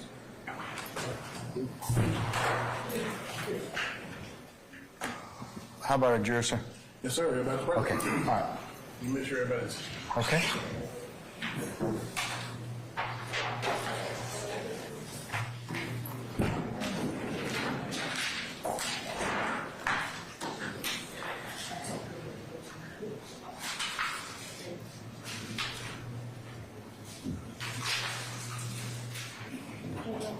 Your Honor, whenever the court's ready, I have 2 updates for the court. I'm sorry, one more time. I just have 2 updates for the court when the court's ready. In a second.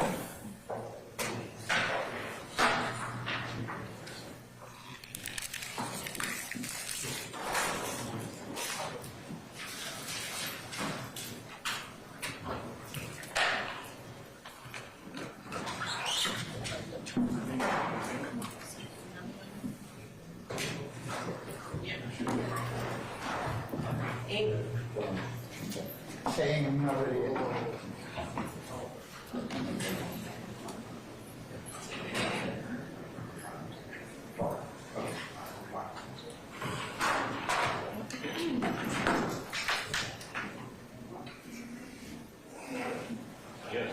Oh, you have a seat? I'm sorry, we're not ready quite yet. Okay. Ms. Hilton, you said you had 2 updates before we bring in our jury? Yes, one I need to approach on and the other is. Sorry, one is a matter I need to approach on, and the second is into Mr. Steele's inquiry this morning regarding the interview with Jada Myrick. Okay, so what about the interview? It is not the state's intention to play that recorded interview.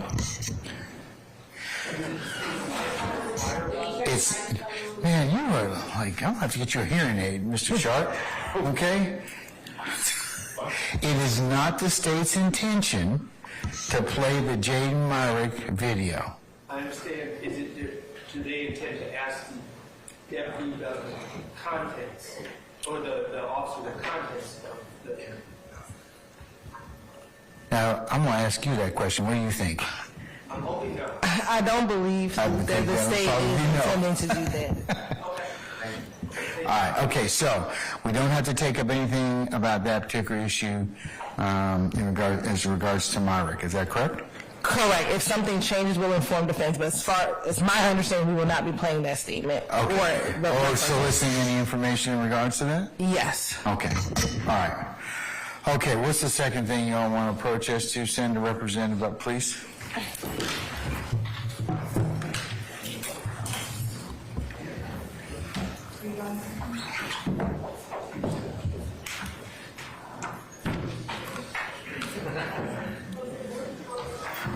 All right, let's talk radio.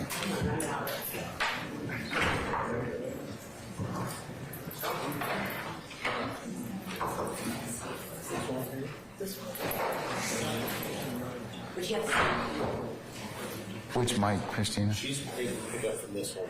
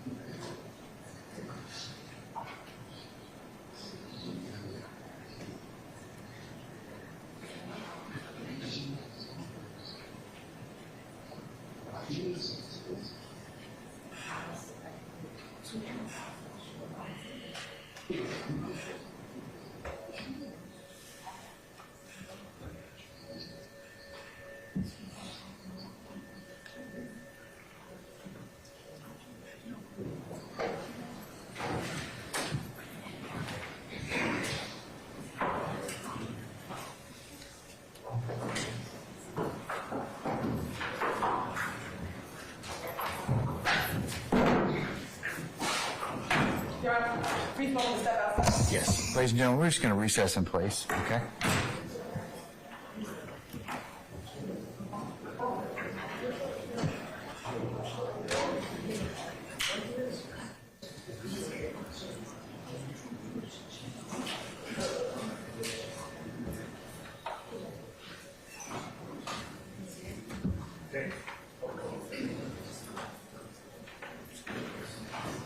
You're on back, Coach. This is Angela Williams. You can come up with Mr. Brown, okay?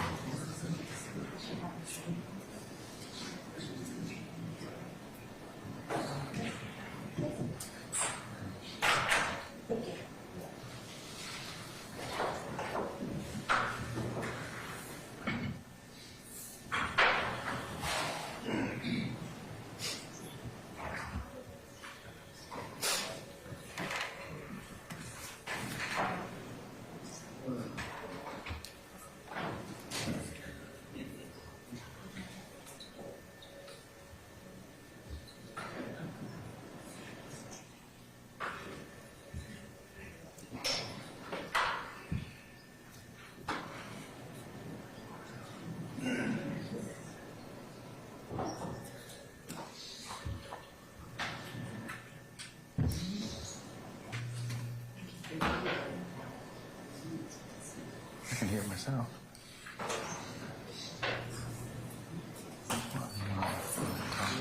Yeah.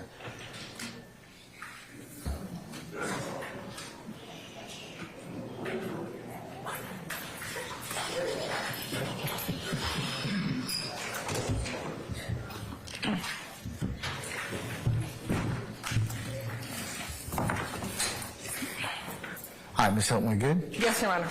Okay, what about your next witness? That's one of the ones we just mentioned. Well, what? That's one of the ones we just talked about. All right, ladies and gentlemen of the media, if you could do me a favor and not otherwise take pictures or videotape this next witness. Okay? Thank you. All right, call your next witness. I'm good. Come on. These people? Oh, yeah. Well, yeah, it's all right. We'll be fine. All right, have them come on out, okay? All right, for the jury.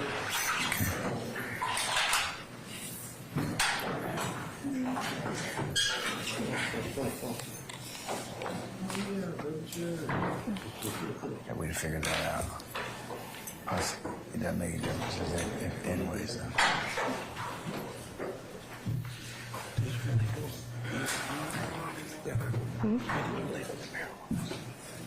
I didn't, but we got to figure this out.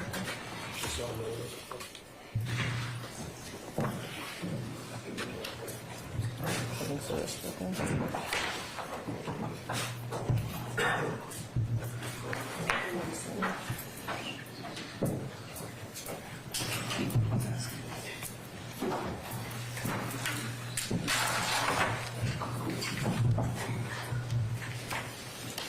all right, ladies and gentlemen, please be seated. All right, thank you, Sergeant Ingram. All right, call your next witness, ma'am. It'll be Mr. Brown, Your Honor. All right, Mr. Brown. Yes, Your Honor. At this time, the state calls Officer Dwayne Thomas to the stand. All right, Officer Thomas. Good afternoon, sir. Sir, if you would please approach the witness stand. Once you get there, if you turn and face Sergeant Ingram, you swear as witness before you sit down. You swear firm testimony you give the truth, whole truth, nothing but the truth? I do. I see. Thank you, spell your first and last name for the course of please. Officer Dwayne Thomas, Dwayne, D-W-A-Y-N-E, You know, man. No. Thomas, Thomas. Okay. Good afternoon, Mr. Thomas. Good afternoon. All right. Well, are you employed? I am And where are you employed? with the City of Atlanta Police Department. How long have you been with the City of Atlanta Police Department? It's about 6 years now. And what responsibilities or duties do you have with the Atlanta Police Department? Responsibilities are to answer 911 call, to support the community, and be there in crisis, time of need. Okay. Do you work in a particular zone? Yes, I work in Zone 3. Okay. And have you been there for the entire 6 years that you've been at AD? That's correct. And what's your official title? Right now, I work on crime suppression unit. Official title of police officer. And are you post-certified? I am. And were you post-certified on September 5th, 2020? I was. Do you recall working on September 5th, 2020? I do. Can you briefly tell the jury what it is that you remember about that day? I remember an off-duty officer came over the radio about a suspicious activity at 221 Cleveland Avenue, the gas station. About multiple people with firearms, possibly one waving it in the air, coming in and out of vehicles, and possible narcotics. In what zone is 221 Cleveland Avenue located? It's in Zone 3, And in what county is Zone 3 located? Fulton County. And do you know what if any kind of businesses are located in that area? In that area is gas stations, fast food restaurants, laundromats. Okay. Are you generally familiar with the area of 221 Cleveland Avenue? I am. And can you tell the jury what you know about the 221 Cleveland Avenue area based on your law enforcement experience? Based on my experience, it's an area that is known for gang activity and narcotic sale. Okay. Do you know if the YSL gang is particularly associated with that territory? I do. Okay. I'm sorry, who just said that? Mr. Harden. Also staying as a form. Okay. All right, sir. Do you know of a particular gang associated with that area? The Cleveland Avenue corridor, yes, the YSL gang.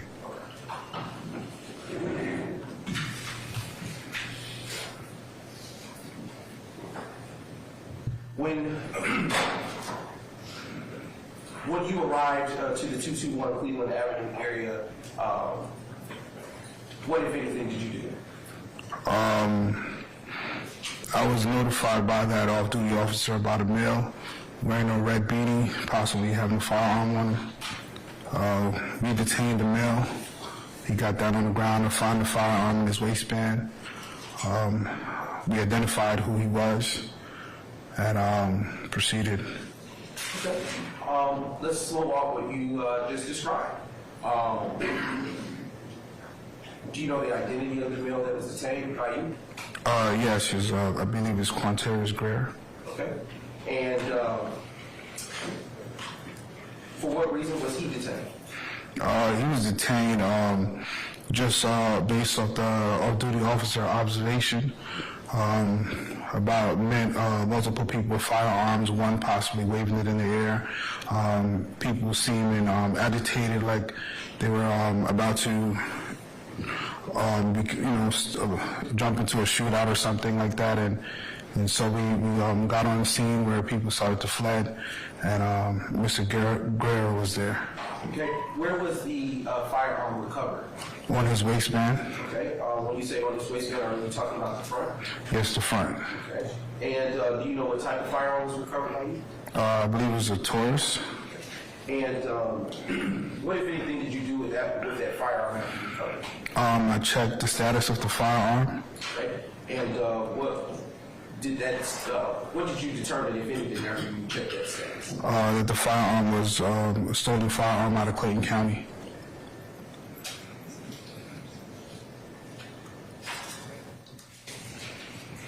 Did he say anything to you about the firearm? He stated that it belonged to his sister.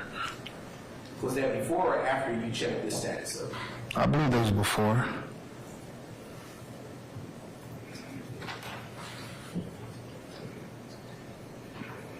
How did you go about determining that male's identity?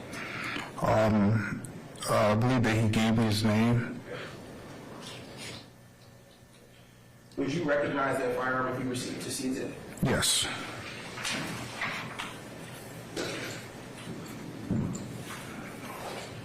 And at this time, Your Honor, state is marked for identification purposes. States exhibit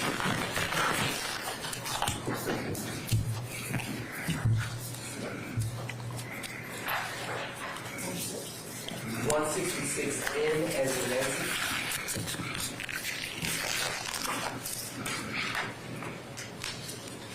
And now approaching the deputy finger, approaching the witness, what has been marked as 166N. Officer Thomas, what is in front of you? The firearm that I recovered. And how do you know that to be the firearm that you recovered? The serial number matches from what I put in evidence. And do you remember that serial number that you put in evidence? Yes. Okay. And what is that serial number? The serial number is Tom Ida X-ray 51379. Okay. And is that piece of evidence in front of you the same or substantially the same condition as it was when you recovered it on September the 5th, 2020? Yes, it is. Your Honor, at this time, I now move to admit states 166N and request permission simultaneously to publish to the jury. First, any objection to states 166 November? Hearing no objection, 166. Your Honor, the continuing objection since it's over that night. I couldn't hear you, Mr. Steele. I'm sorry. Continuing objection? Yes, sir. Okay, so noted. 166 N is admitted, and maybe published as you see fit. Okay. Yes. State 166N is now being published to the jury.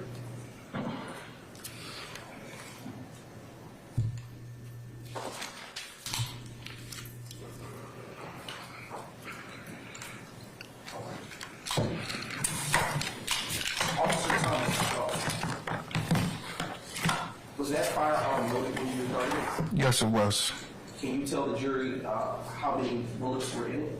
It had one in the chamber and 7 in the magazine. And can you tell the jury what a magazine is? The magazine is this piece of clip right here. Okay. Was anything besides a firearm recovered that day? Yes, a bag of marijuana. Okay. And where was it recovered? It was recovered underneath the vehicle. Do you know what vehicle? No. But you do recall that it was recovered from underneath the vehicle? Yes. Okay. Your Honor, at this time, I am going to republish for the jury states 161 November on the screen. If we can maybe grant sharing privileges. All right.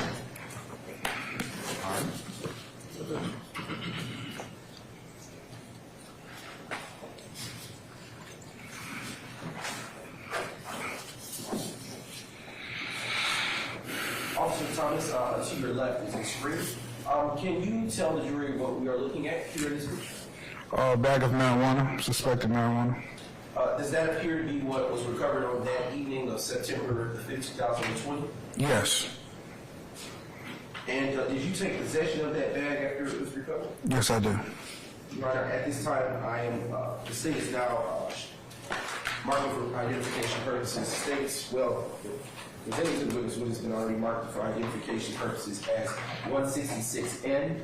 And with permission, I will approach the witness with that. Yes, you may, sir.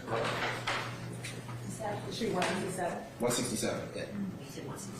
My apologies, 167N. I am now handing you scissors. You can cut that open.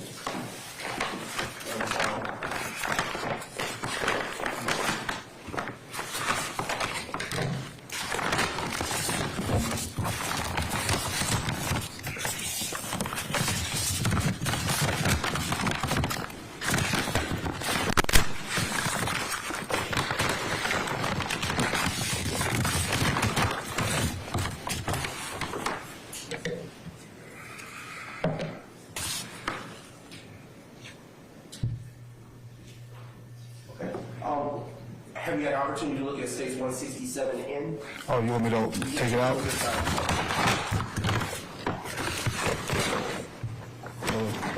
What is inside of state 167N? A bag of marijuana. Is that the same bag of marijuana that you recovered on September the 5th, 2020? Yes, it looks like it. And well, it looks like it, okay. And is it in the same or substantially same condition as it was when you took possession of it on that day?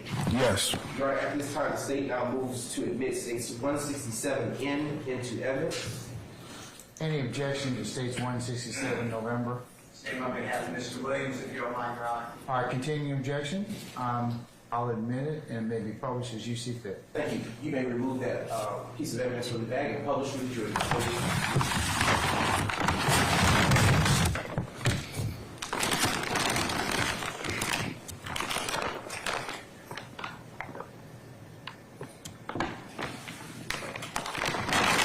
And Officer Thomas, what did you do with that evidence after you recovered it?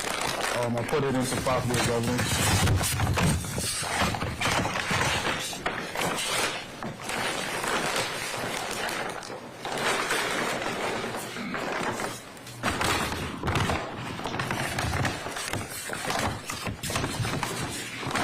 And at this time, Your Honor, the state has no further questions for this.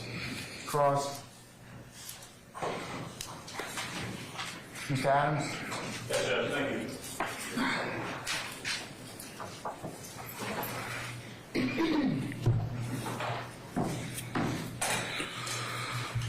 Thomas, Investigator Thomas, am I right?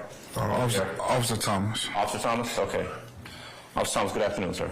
Good afternoon. My name is Keith Adams. I represent Jeffrey Williams. You and I have not met before, correct? No. All right. I've got a couple of questions I want to ask you about your involvement in this case and this specific act that we're talking about from back in 2020, okay? Ground rules, if you don't hear me or don't understand a question, just let me know. I'll be happy to repeat myself, okay? Yes, sir. All right.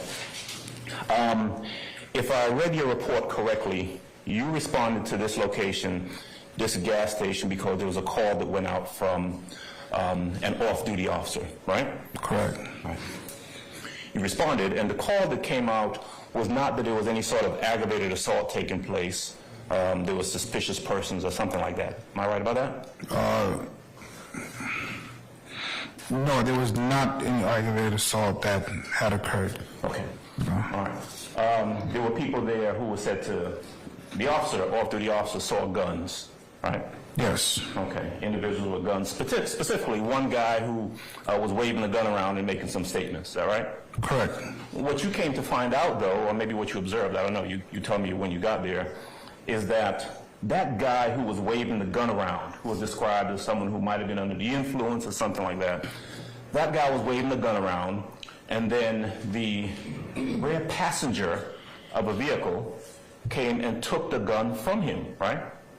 That was my understanding at the time. Okay. I mean, that's what you wrote in your report, right? Yes. That person who took the gun from the drunk guy waving the gun around was Mr. Greer, right? Yes. Okay. All right. So you show up at the scene, and there are a number of people there at the gas station, right? Correct. They're not doing anything, right? They're not, no one's committing any sort of crime or anything like that. Folks, there are a lot of people congregating at the gas station, right? I'm not sure. Nobody was fighting. No. Nobody was threatening anybody, right? Not sure. Okay. You certainly didn't see any of that. No, I did not. Okay. Mr. Greer, being described to you, or with your knowledge as the person who took the gun from the drunk guy, had the gun on his person. Yes. He was detained by you? I believe so. Okay. And the gun was taken from him? Yes. All right. No fight, no fuss, no argument, nothing like that. Just took the gun that he had in his waistband that he had taken from the drunk guy, right? Yeah, he had cooperated. He what now? He cooperated. Okay, got you. Thank you for that. Marijuana. Let's see, is that picture going? You have it in front of you? Are you the one who found this? No. Who did? Officer McGovern, I believe. Young lady? Yes. Used to be Hawkins? Yes. McGovern. McGovern, yeah. There it is. Where was it found? Underneath a vehicle. Okay. Underneath whose vehicle? Don't know. You don't know? I don't know. Anybody charged with that? No. Okay. No relationship, that bag of stuff that was found under somebody's vehicle, no relationship to Mr. Greer, I presume? Unknown. Okay. Don't know if it was related to anybody there at the scene, in what capacity it was related to anybody, huh? That's true. Okay.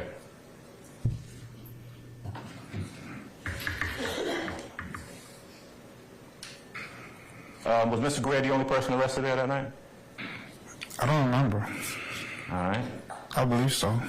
Okay. This was back in 2020, right? Yes. Okay. That was the extent of your involvement in that case.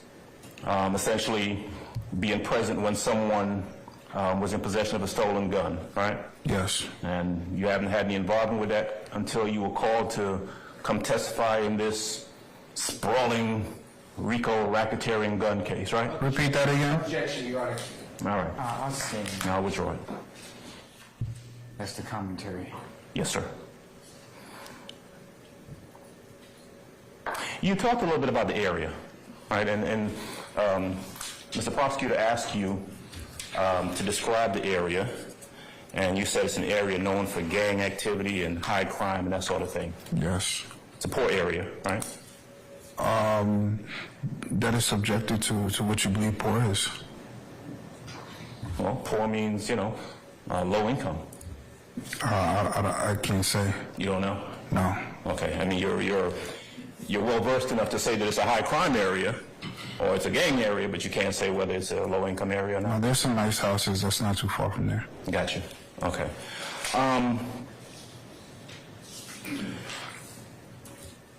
A gang area or known for gang activity. You mentioned YSL. Actually, you were asked about YSL, and about gang, you said YSL. What other gangs in that area? I'm not sure of any other gangs. You're not sure? No. But you knew to come in here and say YSL today, didn't you? Yes. Okay. High crime. You describe it as a high crime area? It can be. Okay. It can be? Yes. Sometimes it is, sometimes it isn't? Exactly. Okay. A lot of areas in Atlanta can be classified as high crime areas sometimes, right? Yes. A lot of areas, a lot of locations in Atlanta could be classified as places where you might find gangs, perhaps, right? Yes. All right. It's just a matter of which one they want you to come in and talk about. Objection. I sustain the objection. All right. Officer Thomas, thank you. That's all I got. Anybody else, anything further? Yes, Mr. Matthews.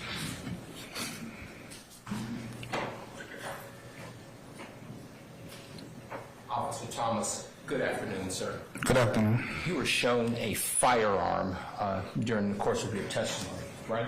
Yes. May I, Your Honor, may I approach the witness and may I handle that particular piece of evidence? You don't point at anybody, you certainly can. Thank you, Your Honor. I can put it back. So, Officer Thomas, this firearm that you described, I think you read the serial number out, right? Yes. Serial number was not scratched off of it, correct? No. And Mr. Greer actually stated to you who owned it and how he came into possession of it, right? No, he said his sister gave it to him. Right. And just looking at this firearm on its face, you can't tell it's stolen, can you? No. That's all I have. Thank you. Anybody else, anything further? All right, any redirect, Mr. Brown? Just right here. Starting with the last question asked by Mr. Matthews, how were you able to tell that that firearm was stolen? I ran it on our system, ACIC, And what came up? that it was stolen out of Clayton County. Okay. And earlier on cross, Mr. Adams indicated that you weren't able to see what happened prior to your arrival. Why was that the case? Because I was not there. Okay. And were you aware that someone handed the older male the gun? Was I aware that someone handed the older male the gun? Yes. And were you there to see who handed him the gun? No. I want to show what has already been admitted. The state's police officer. It is States 162 November, which is currently on the screen. In the bottom right hand of the screen, can you see who that person is? Officer Hawkins. Okay. And was that the individual who recovered the marijuana initially? Yes. And was that the same person who provided it to you to take it out? Yes.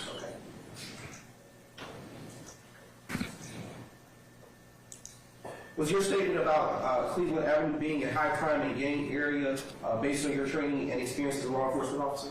Yes. Okay.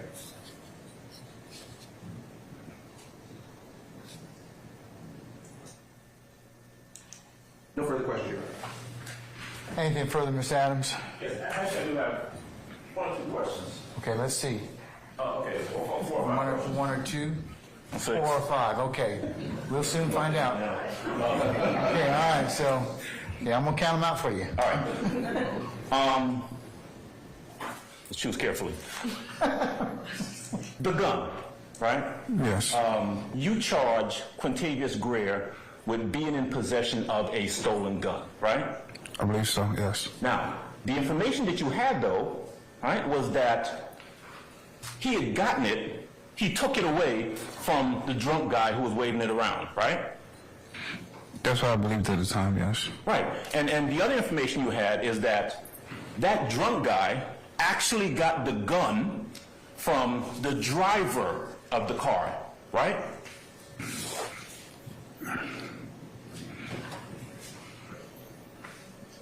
I'm not sure.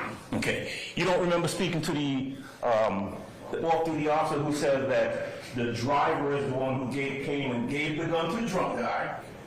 Drunk guy waves it around, and then the back passenger, Mr. Greer, got out of the car and took the gun from the drunk guy. You remember that's what you were told? I'm not sure.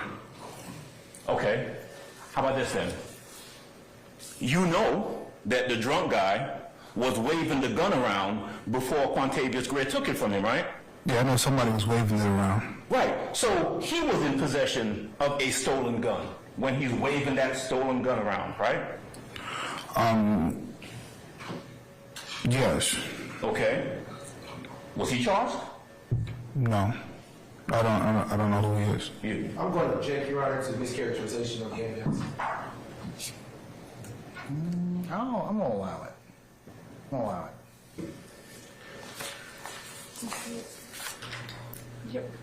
3 people would touch in or be in possession of that stolen gun. Quintavious Greer, the only person arrested, right?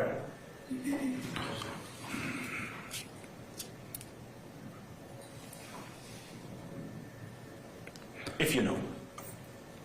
Repeat that question. All right. 3 people in possession of the gun. Driver, who gave it to the drunk guy, that's one.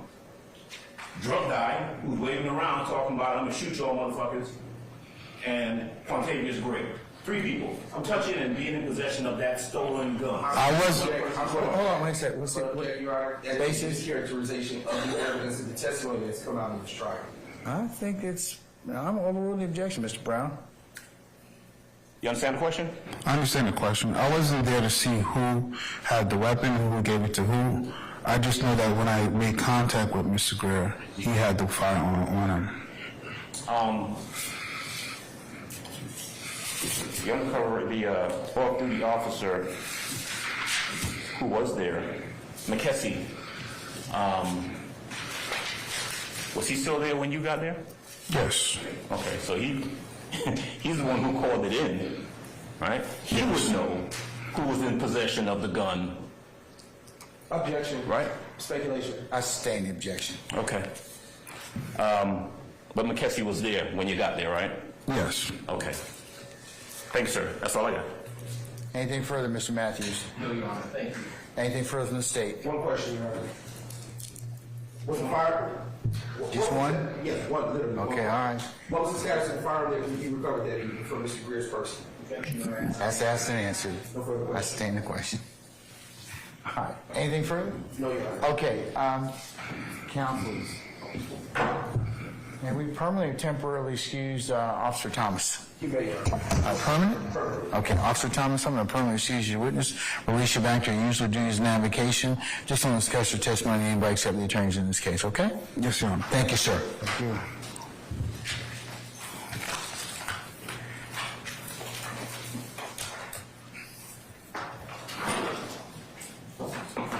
Mr. Brown or Ms. Hilton, who's your next witness?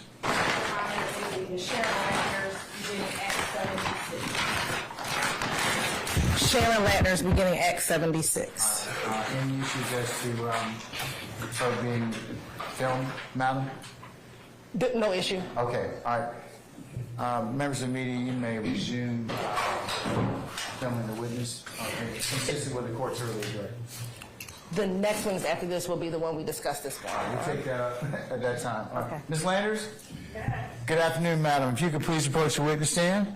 Once you get there, if you'd be so kind to turn and face Sergeant Ingram and be sworn as a witness before you sit down. How you doing? Raise your hand. You swear affirm the testimony you give, the truth, the whole truth, nothing but the truth? I do. Have a seat. State and spell your first and last name for the court scholar. Sharon Latners, SHARON LATNERS. And Ms. Latner, where are you going to? City of Atlanta Communication 911 Center, And how long have you been with the City of Atlanta 911 Communication Center? 33 years. And what are your job duties and responsibilities with the City of Atlanta 911 Communication Center? I am custodian of records. I handle all ingoing, outgoing 911 call audios, dispatch audios. I handle all the subpoena cases and I handle all the court cases. If you can, in that job responsibility, you also handle CAD reports. Handle CAD reports. What is a CAD report? CAD report is computer aided dispatch. What's on the CAD report, the information that the caller gives to the 911 call taker, and also what the officer gives to the dispatchers. And how is the information maintained on a CAD report? It's maintained on our NICE system in my office 24 hours. And are the CAD reports maintained for each 911 call that comes in? It all depends on the scenario of the call. What do you mean by that? Well, sometimes you might get a 911 call, someone asks for direction. We will not create a CAD for that. Okay. If it's any type of need for police response, will a CAD be created? Yes. And are the CAD reports kept in the regular ordinary course of business of the City of Atlanta 911 Communication Center? Yes.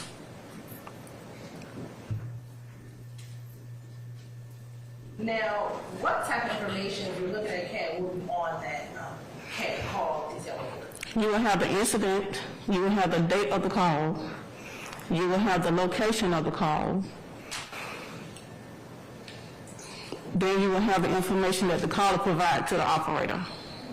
And when is the information from the CAD report generated? It's generated as soon as the operator press F4. And as the CAD report is generated for a 911 call, how long have you kept with the police department?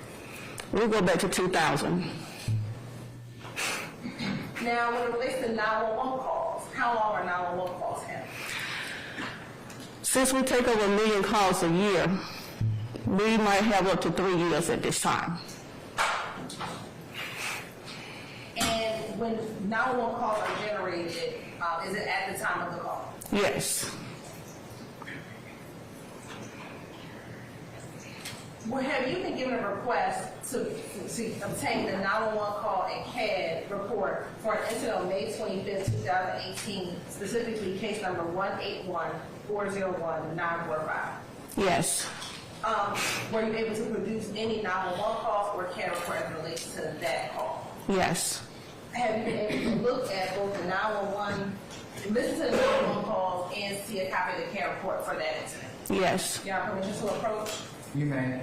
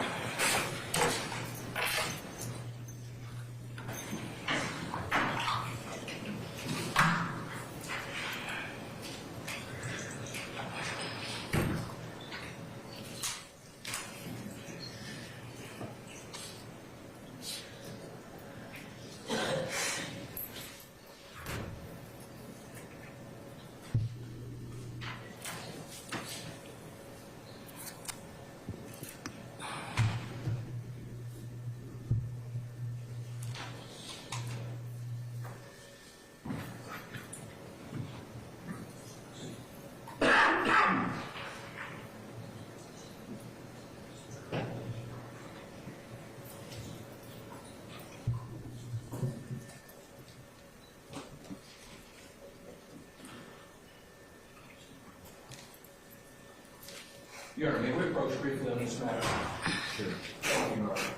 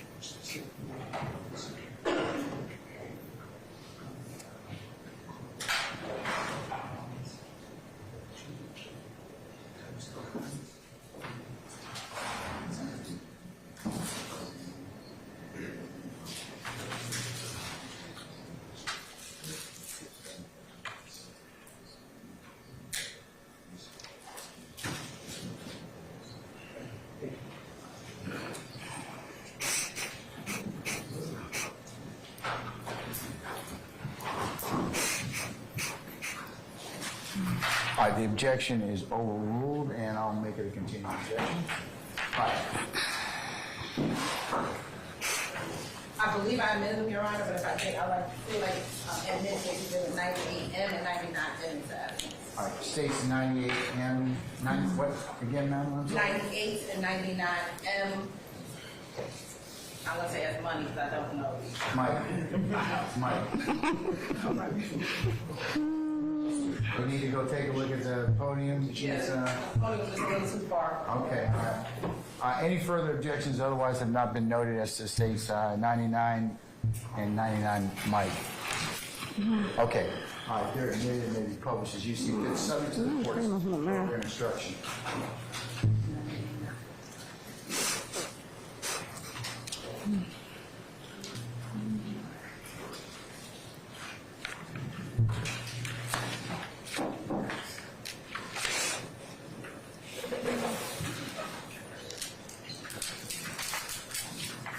Now, Ms. Latner, you can either see it on your screen or you can start at the top of the page. If you can kind of orient the jury to what we're looking at first, what is this? Copy of the CAD report. And in looking at the CAD report, coming down when it says call information, what date was this CAD generated? May 25, 2018. And when it says call type and description, what does that mean? Call type? Call type and description? Oh, that's the type of call it is. It says a fifth the person been shot. And what is the location where the incident had occurred? 537 Park Avenue Southeast at Grant Park. And when we scroll down to caller information, what would be contained in the caller information section? Well, it says source E911 call. It doesn't have a name on there because the person didn't give their name. Okay. And then would that be the phone number of the individual who made the call? Yes, ma'am. All right. Now, going to page 2 of the CAD report. Generally, what information is provided here where it's talking about unit time? What is that information? It shows all the units that went to this location. Okay. And when we're talking about units, what are we referencing? Officers. All right. And the numbers here, 3607, 3650, what do those numbers represent? 3607 is zone 6, and that's their unit number, 3607. Each unit has their own unit number for their vehicles. And now going to page 3 of the CAD report.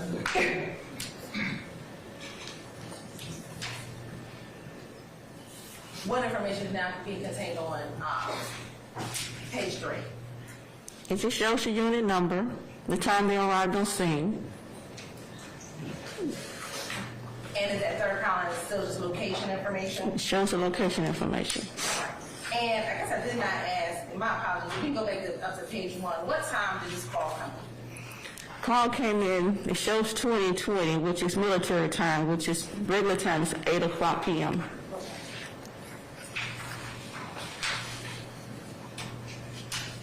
Now going to page 4. Excuse me, let's go back to page 3. If we go down to page 3 at 9:54 and 50 seconds, 9:54 p.m. and 50 seconds. Mm-hmm. When it says en route to Grady T2 or T6 at 21:54, what does that mean? That means Grady ambulance is en route to Grady.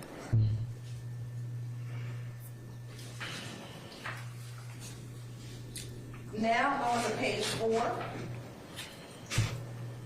And when you scroll down to the CAD narrative, what does that mean?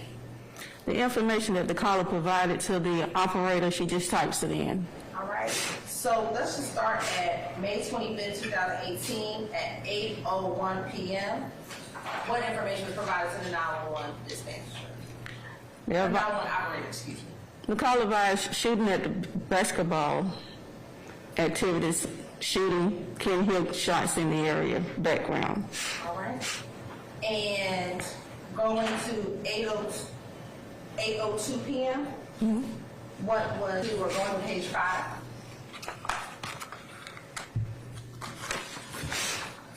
At 8:07 p.m., what information do you have? The officer advised he's going through the houses on Spalding. Okay. And what about right above at 8:07? Second victim possible at the BP at Glenwood and Boulevard. Now at 8:15 p.m.,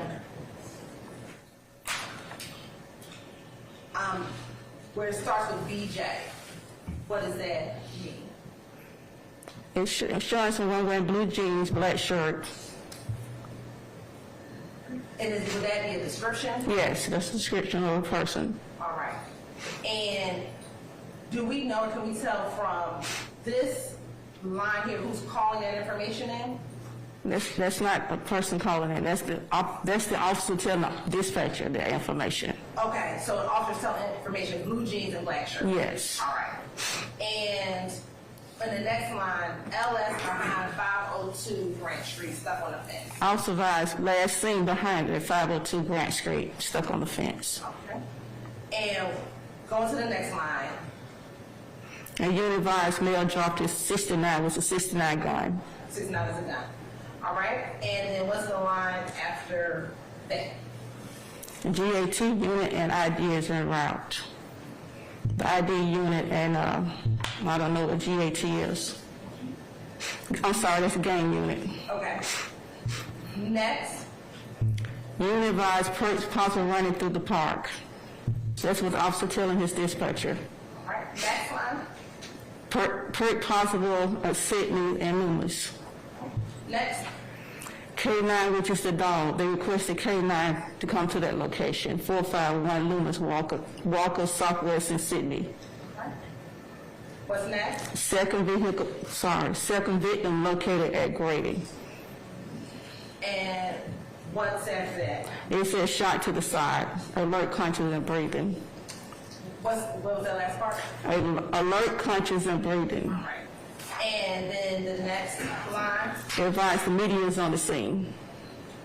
And the next line.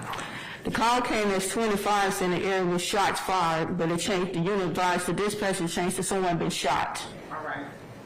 And next. Advised both victims at Grady. They 26 on the scene at L28B Baker. And what's the next line? They advised they have cameras footage of male running at 9:32 hours. And what's the last line? Or the second to last line? At 452 Cherokee Avenue has video footages Perk dropping the gun. All right. And then what is the last line? At 1:01 a.m. they show clear the scene, code 17. They did a report on the incident. All right. So we started, also began responding at 8 o'clock p.m. and they left at 1:01 a.m. Yes, ma'am. All right. Next, we're going to publish State's Exhibit 98.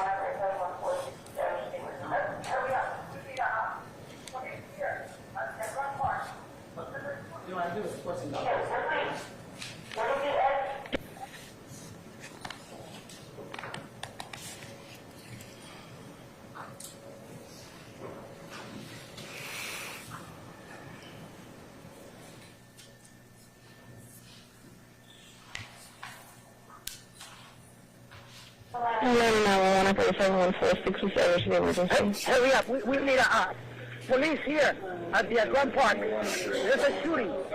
Okay, where is the address? It's in Grand Park. Grand Park. Next to the zoo. Grand Park? Yeah, that's the zoo. Shit!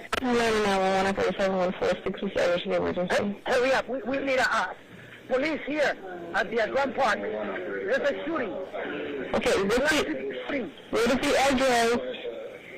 It's in Grand Park. Grand Park. Next to the zoo. Grand Park? Yeah, that's the zoo. Shit! At the basketball court. Send the police. Is anyone injured? I have no idea. Just send the fucking police. Don't ask me those fucking questions right now, ladies. Send the fucking police. Hurry. Asking fucking stupid questions. Is anybody injured?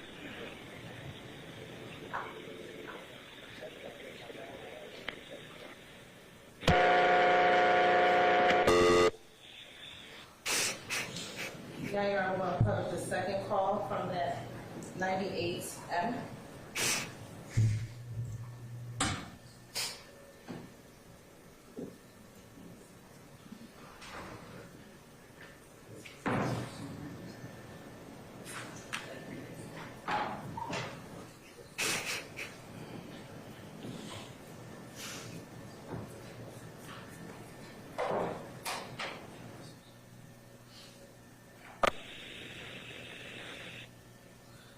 Atlanta, 911 emergency, operator 5577. What is the address of your emergency?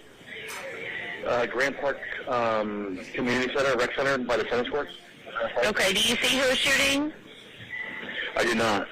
Okay, the police are out there. But it's not, yeah, just FYI, it sounded like multiple people were shooting. It wasn't just one gun. It was two types of guns. Sounded like two types of guns? Okay. All right, we'll let the officers know. Thank you. Uh-huh. Thank you. Okay, thanks. And next round, we're going to pay the third call on 98. And we stopped that second call at 44 seconds. Okay.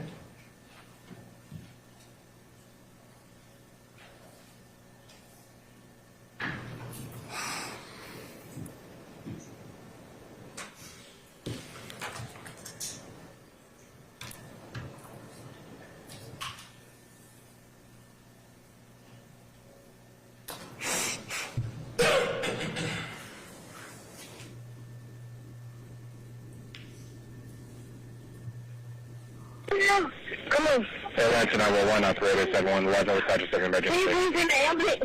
So we're at Who's in the ambulance? What's the address?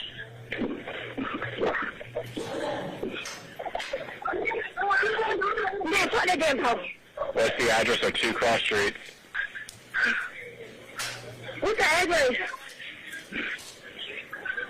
What's the address? 520 Park Avenue, Southeast. All right, 520 Park Avenue, Southeast. Please hold for Grady. Do not disconnect. What's the apartment number? What's the apartment number? What's the apartment number? Hello?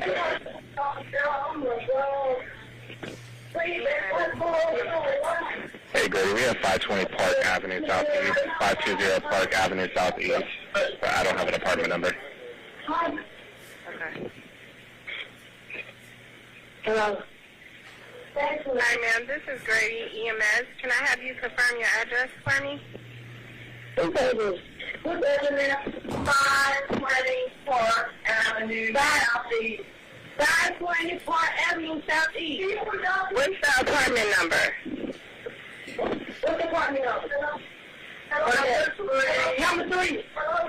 Is there a gate code to get in? No, it's not a gate code. Okay, what's the phone number you're calling from in case you're disconnected?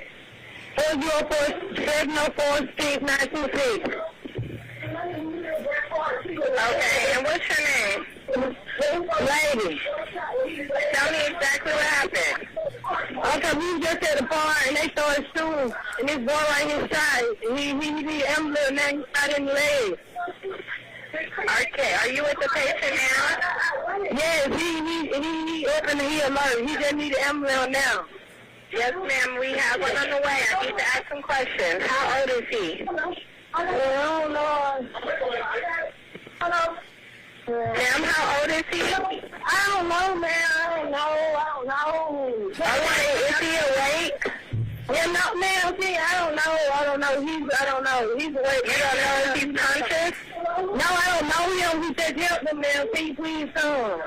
But we're en route, ma'am. The questions are not holding him up. Is he breathing?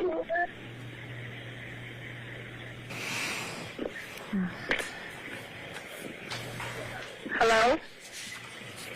Leonard, can we get PD and fire? I'm 711, police and fire is en route. Thank you. What's your operator? 826. Thank you, I appreciate it. We'll start that recording at 3 minutes and 4 seconds. After providing both the CAD reports and 911 calls to the district attorney's office, does that include your involvement in this case? Yes. Okay. Thank you. I have no further questions. Cross. Yes, Mr. Matthews.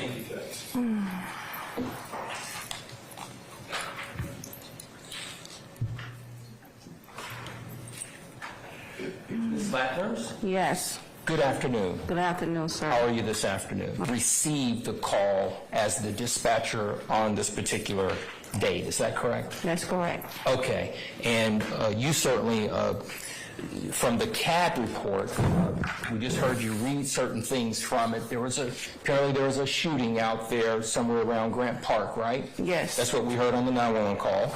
And the information on the CAD report that I am holding up here that you have there at your desk, that's information that is called in to you either by the 911 caller or the officer themselves, correct? Yes. Okay.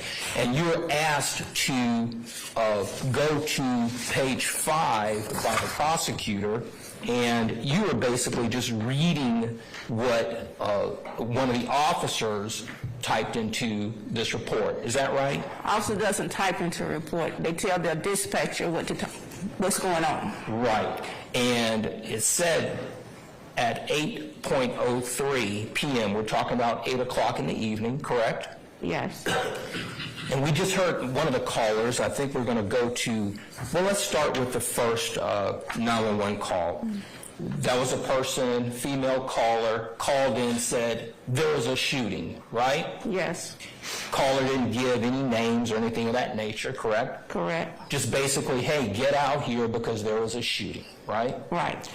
Didn't give any descriptions of whether it was a black male, white male, Asian male, or anything of that nature, right? Right. Didn't give any clothing descriptions or anything of that sort, right? Right. Okay. And then we go to the second call. That would have been a male, right? In the order of the calls that we just listened to. That caller said that there's an incident at Grant Park, right? Right. And that person stated they did not see who was shooting, correct? Correct. That person did not give any type of description or identification of anyone that was shooting, right? Correct. And then that person said it sounded like it may have been two types of guns, correct? Yes. But beyond that, there was no other information that was provided other than what we just heard, correct? Correct. And then lastly, the last call that we heard, it stated police sent an ambulance, and it was actually an apartment that they were asking the ambulance to come to, correct? Correct. They weren't asking the ambulance to come to Grant Park, right? Correct. And then we were trying to listen in for the address, and they finally gave the address, and they gave an apartment number, right? That's right. This person says, hey, I don't know this person, but I think he got shot in the leg. I think he may be conscious, may not be unconscious. They just wanted an ambulance to come out there, correct? Correct. We did not hear on that caller's call any description of anyone in terms of being a tall person or a short person, correct? Correct. Didn't hear anything about the race of the person, black male, white male, Asian, Hispanic, or otherwise, right? Correct. But we did hear that there was a shooting on the basketball court. Did we hear that? That was from the first call. Okay. Now, we also, on page 5, there was some mention about camera footage of a male running. Who would have been the person that would have recorded that information? The officer telling dispatcher that information. Okay, so the officer's telling dispatch that there's some camera footage? Yes. Okay.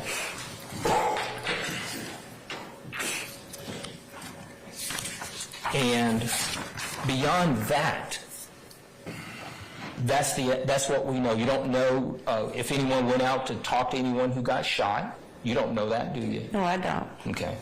You're just the custodian who has done a fine job of coming in here and letting us hear these calls, correct? I'm the custodian who pulled the information for you, yes. Thank you. No further questions. Yes, Mr. Sharp.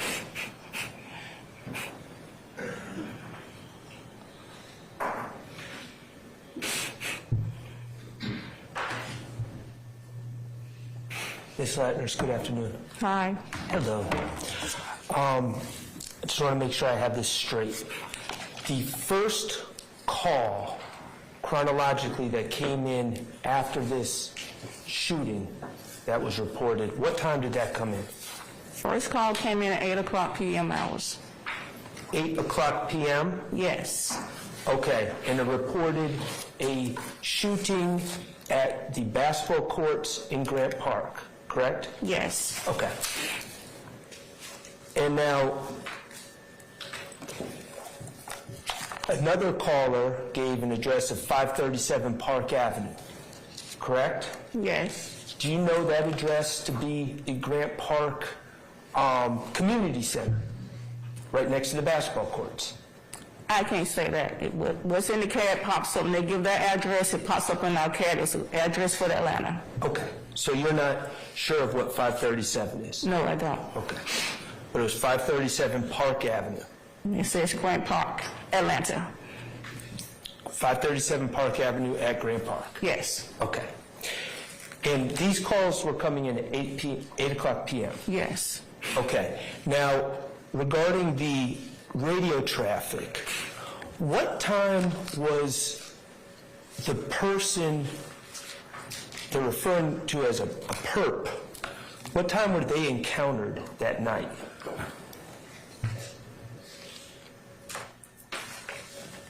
According to the records. Looking at the CAD report, the first officer shows at 8:15 p.m., blue jean, black shirt. That's what he tells his dispatcher, 8:15 p.m. Okay. But no identification. Don't say no identification, sir. Okay. Does this indicate when the quote-unquote perpetrator was encountered by the police? I can't advise you on that. I don't know. Okay. Does it indicate what time an arrest was made?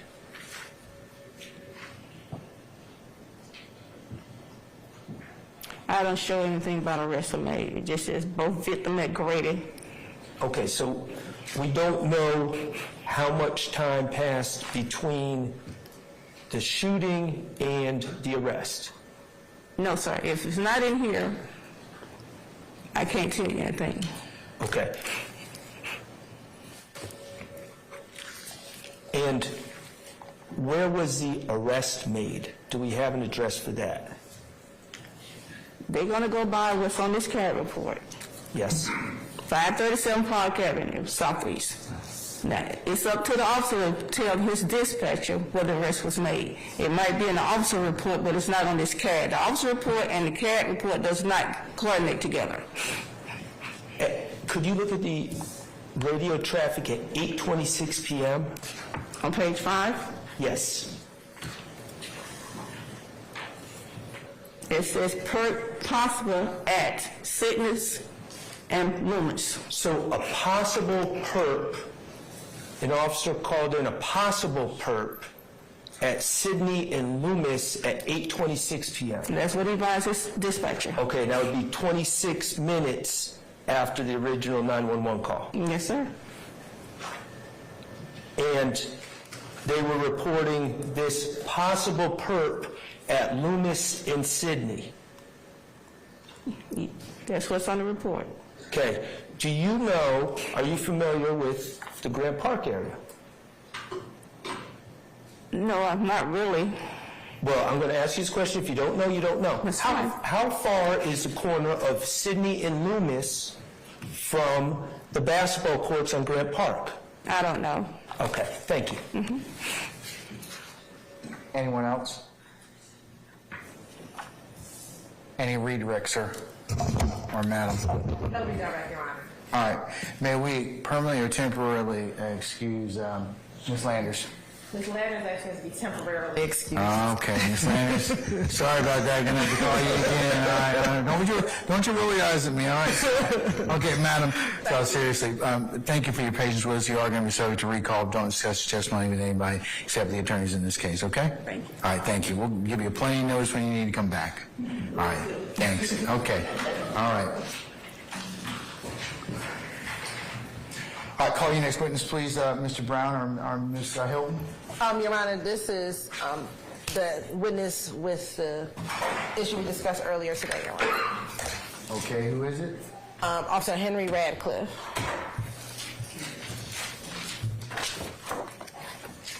All right, members of the media, if you would please refrain from videotaping this particular witness. All right, thank you. All right, summon Officer Radcliffe, please.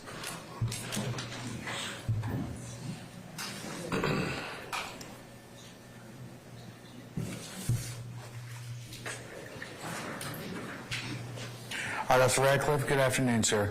If you would turn and face Sergeant Ingram, be sworn as a witness before you sit down. Raise your right hand. You swear firm testimony to give the truth, the whole truth, nothing but the truth? I do. See? State the first and last name for the company. First name, Radcliffe, R-A-D-C-L-I-F. Last name, Henry, H-E-N-R-Y. And where are you? City of Atlanta Police Department. And you can turn and speak with the jury, or speak to the jury. How long have you worked with AT? Over 6 years. And what is your current assignment? Patrol officer. And are you assigned to a particular zone? Yeah, Zone 6. And where is the Zone 6? Where is Zone 6? Off in Kirkwood area, 2025 was it, L. Williams Drive. And where else does it cover? What else does it cover? It covers Old Fort Ward, Pond City Market, Boulevard, Parkway, Grand Park, Madonna Boulevard, Moreland Avenue,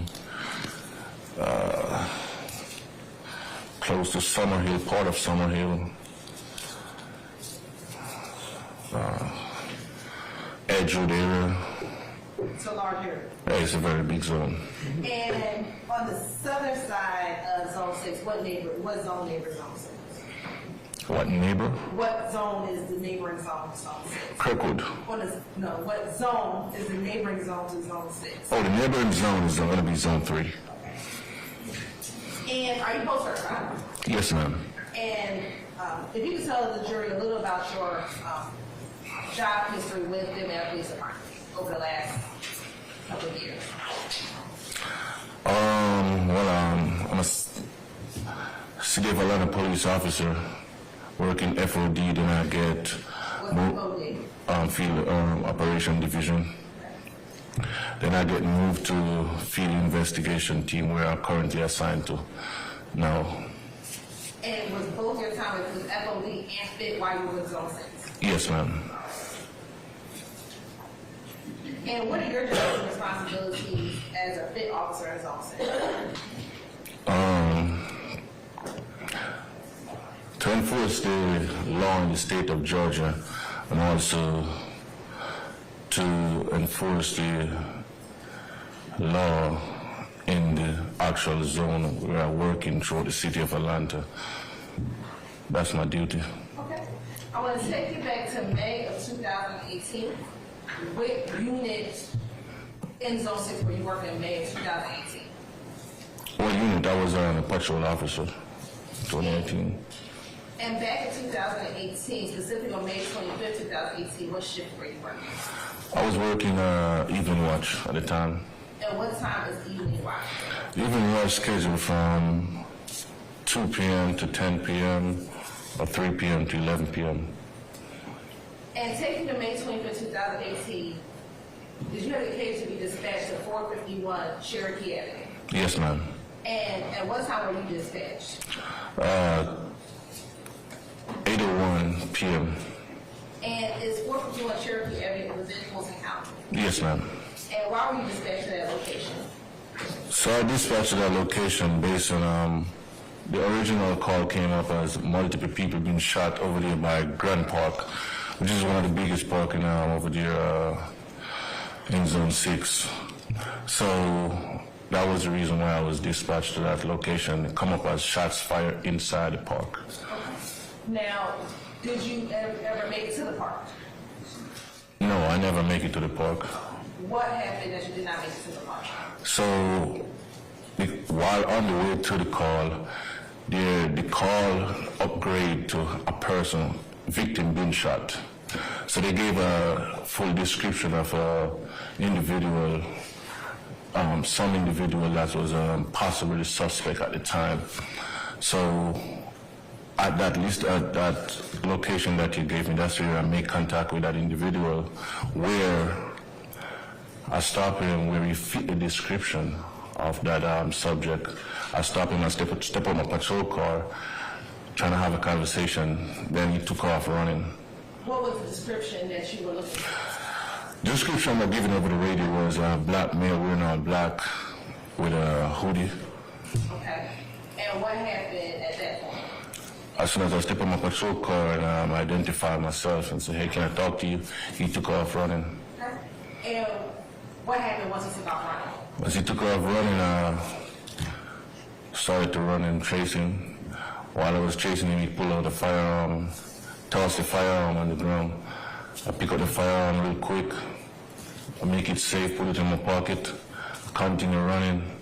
I apprehended the suspect maybe half a mile, detain him, take him into custody. Okay. And you said that you picked up the firearm and made it safe. What does that mean? I make it safe because I don't know the status of the weapon, whether if it is loaded, if it is around in the chamber, or it have some type of malfunction, so I make it safe for myself. Okay. And as you said, you took off, you ran, did you end up detaining that person? Did you end up catching up to the person? Yes, I catch him, I apprehend him. You apprehended him. Okay. What happened once you apprehended him? I apprehended him, put him in cuffs, I asked him if he okay. I asked him if he needed any type of medical attention. Then I asked him why was he running. Yeah, that's the question I asked him. Okay. Was there a response? No, he was tired. Okay. After you were tired or he was tired? He was tired. All right. Now, after you detained him and you asked why were you running, what happens next? I bring him back to my patrol car. And when I bring him back to my patrol car, I run the weapon on ACIC to verify the firearm if it is stolen. And the firearm did came back stolen out of Winder Police Department. I was confirmed. And Winder, is that Winder? Winder. Winder, Georgia? Yes, ma'am. All right. Once you confirmed it's still out of Winder, Georgia, what happens next? Waiting confirmation. Once it was confirmed, I asked the individual about the weapon again, I'm Mirandizing. Hold on, did you, before we go there,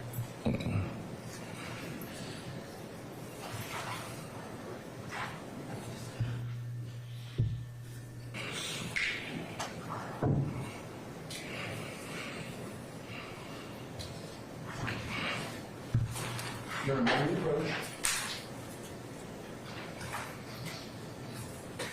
Yes.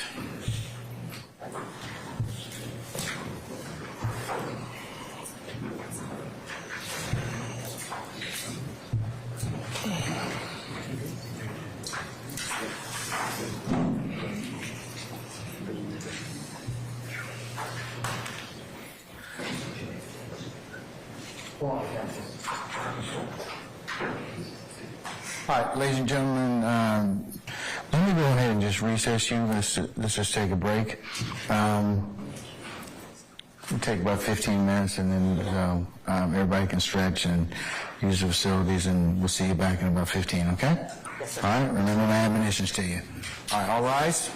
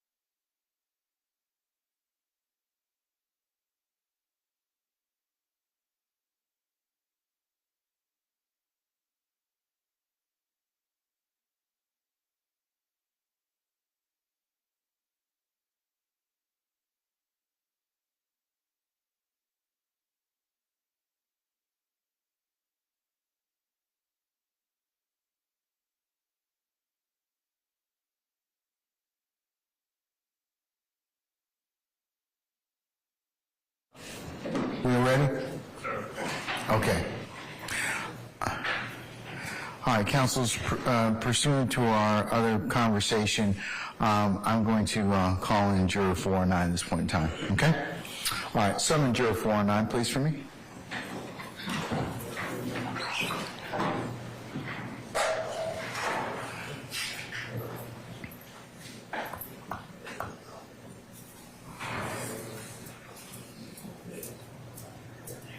Juror 409, could you have come on to the first row? Ladies and gentlemen, please be seated. And let's see if that microphone will work that's right in front of, see the middle? Right here? No, the one right there. I want you to just be able to sit down. Not that one. That one isn't working. Are we sure? Okay, all right. Just give her the handheld mic. It's fine. Tim.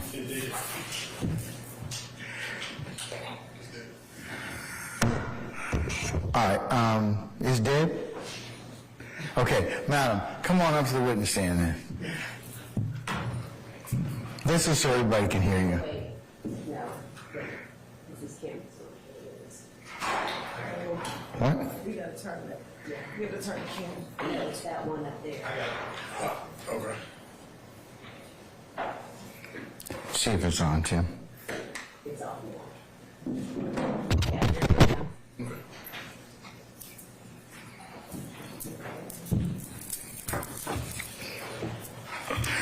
All right, Juror 409, good afternoon, madam. Good afternoon. Okay, I need to ask you just a couple of questions. Within the last, I would say, 30 minutes, you shared a video on your phone with Sergeant Ingram, is that right? Correct. Okay, and that particular video was of a person that, journalist, is his name William McCrae? Yes, sir. Okay, how did you come to look at this particular video? When we were dismissed this last time, I saw myself on the camera above us here. And so I asked Sergeant Ingram, where else could we be seen on this camera, from this screen? And I asked if we could be seen in the viewing room. And then I remembered back in October of this year seeing something scroll through on social media. This was before we were picked as jurors. Okay. And I remembered, and because I personally, I don't know him personally, but because I know of the history of this individual, Mr. McCrae, I was concerned that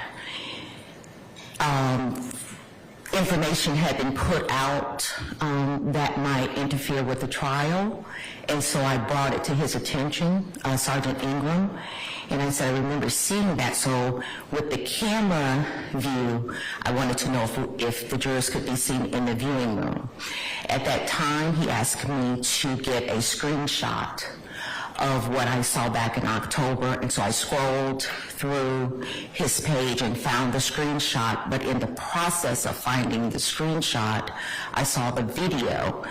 Now, the way social media works now, you can see a video, but if you don't touch it, you won't hear it. And so I continued to scroll, but I mentioned to him that there's a video and it looks like he was live in the courtroom. Was this earlier, like in October, or was it when did this video or live incident filmed by Mr. McCrae occur? It looks like it occurred when he was here this week. I saw him on yesterday, and I brought it to Sergeant Ingram's attention. Oh, okay, so your concern was that you might have seen yourself on a live feed? Yes. Okay, all right, and you're attributing that to Mr. McCrae? Yes. Okay, all right. Or concerned that any of us could have been on a live feed. Did you show this video to any other of your fellow jurors? No. Did you tell them anything about Mr. McCrae or your concerns? I mentioned it in the room, and of course they overheard me talking to Sergeant Ingram.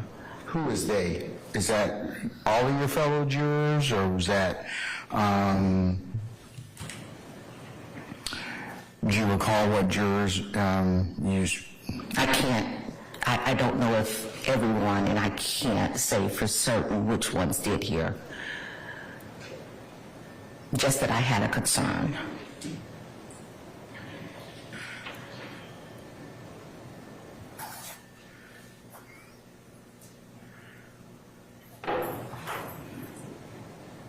And no one has heard the video or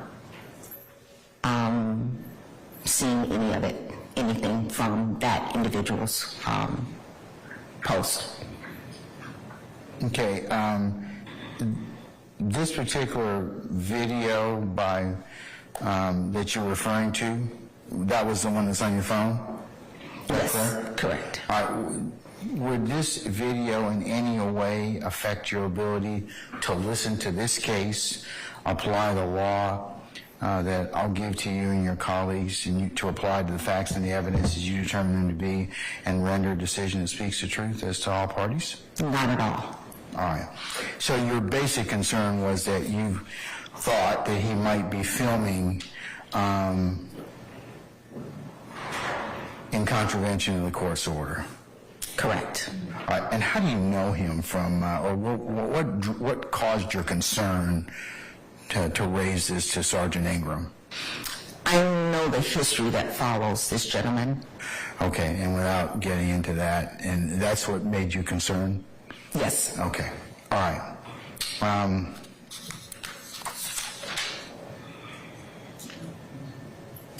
All right, Juror 409, I'm going to ask you to step back into your headquarters.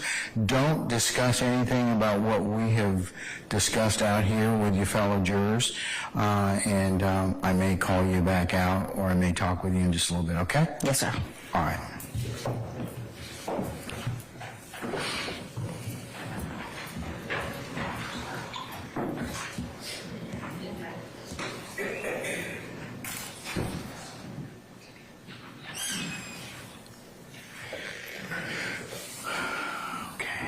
Oh, please be seated. Let me talk to a representative or two from the defense and the state, please.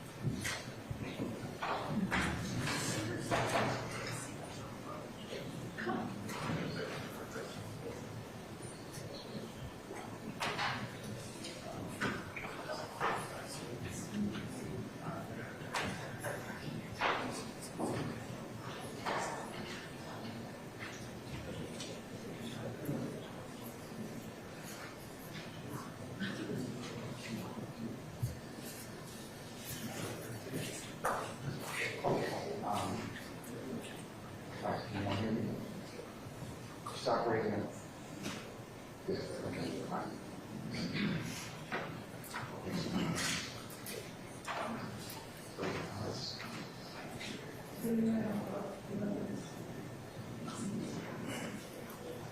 Can't hear you.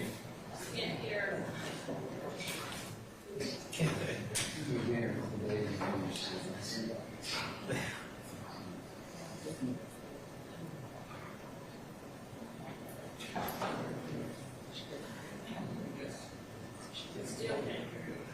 Can't hear you. My breathing is hard.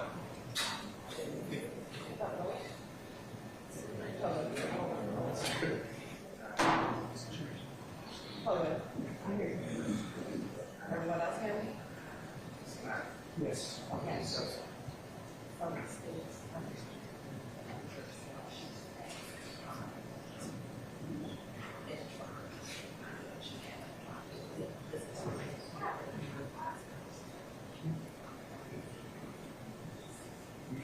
I'm sorry, I can't hear things. The inquiry is sufficient for the statement.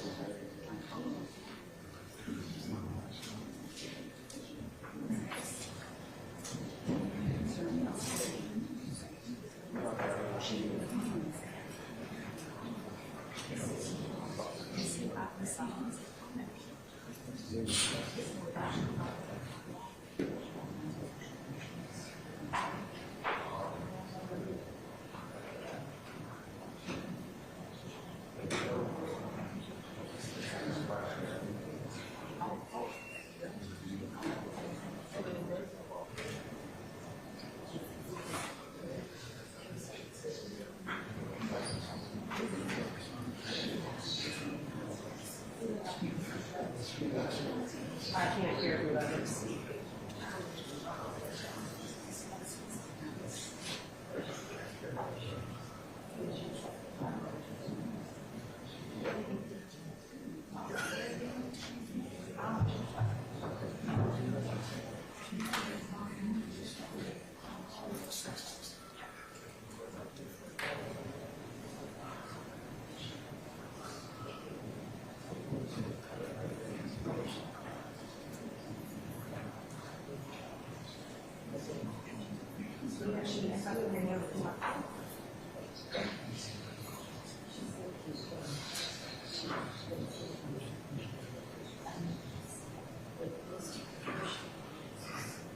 I don't know who is speaking. I can't even. Is that Ms. Westmore? Yes. I'm trying to learn voices. Can't hear you. Can't hear you. Yes. Yes.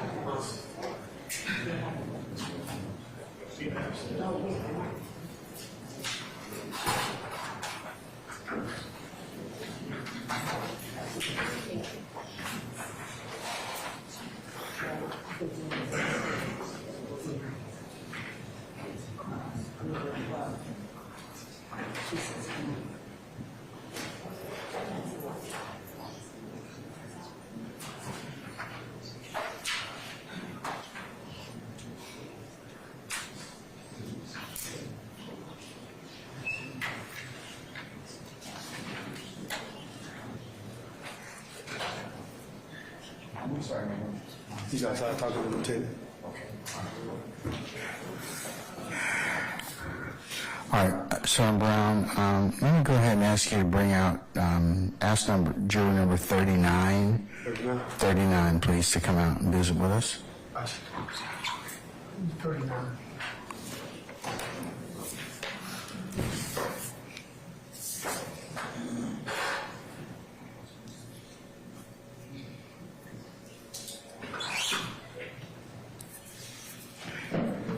Juror 39.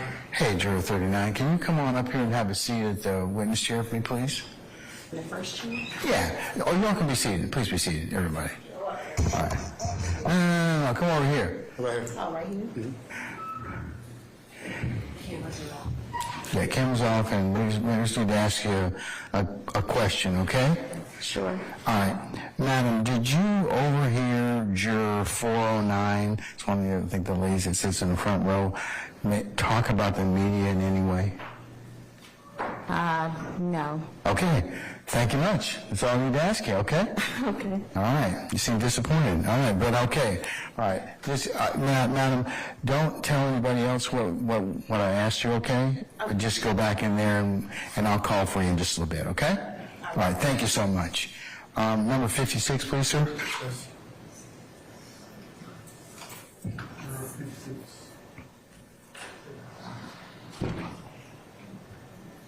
Nobody on, Your Honor? Nothing?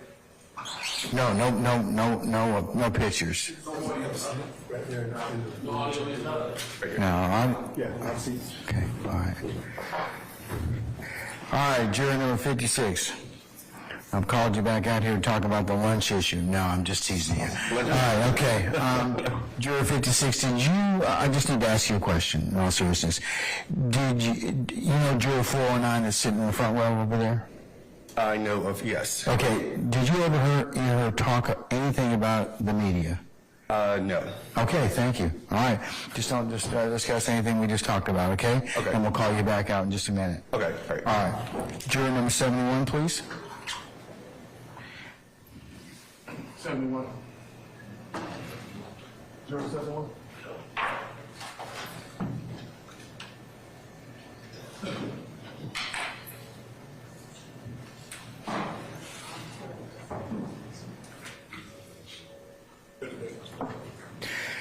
Yeah, juror 71, can you sit up here, please, sir? Up here, the witness stand? Witness stand, yeah. right here. Okay, thank you. All right, juror 71, just need to ask you a couple of questions. Do you know who juror 409 is that sits in the front row over here? Yes, sir. Okay, did you overhear her talk anything about the media? No, sir. Okay, that's all I need to ask you, okay? Don't discuss anything we talked about, and I'll call you back out in just a minute, okay? All right, juror 98, please. Juror, what number? 98, sir. 98. Thank you, sir.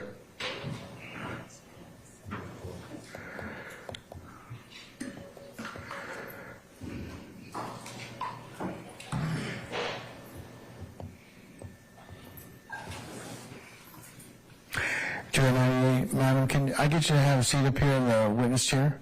Up here? All right. Thank you so much. Juror 98, do you know who Juror 409 is that sits in the front row over there? 409. I don't know by name, but no. Female juror? You know her?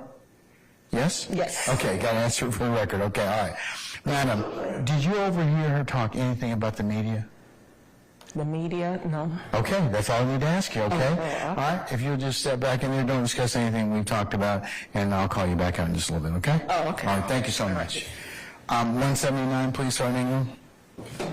179.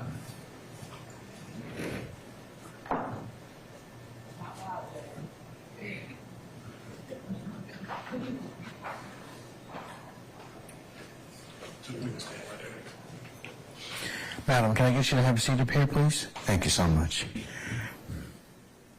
All right. Juror 179. Madam, do you know who Juror 409 is, the lady that sits in the front row? Do you know her? 409, are you referring to the lady? Don't say her name, but do you know who she is? I'm trying to think. Is she the one that you excused? I'm sorry? Is she the one that you excused? I'm sorry, I didn't hear the last name. Oh, no. No, ma'am. No, ma'am. Well, no, I don't No, know. ma'am. That's Juror 269. Okay. Okay? But do you know who Juror 409 is? No. She sits in the front row? No. Okay. Did you overhear anything about the talk about the media? No. Okay, that's all I need to ask you. Just don't discuss anything. I just asked you, and you can step in the back. I'll call you back in just a little bit. Okay? All right. All right. Thank you. All right.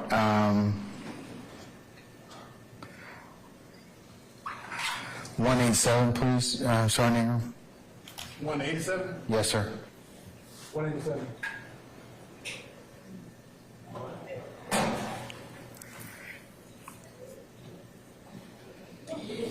is in this room. Okay. All right. We'll skip 187. How about 204, sir? 204. Yes, sir.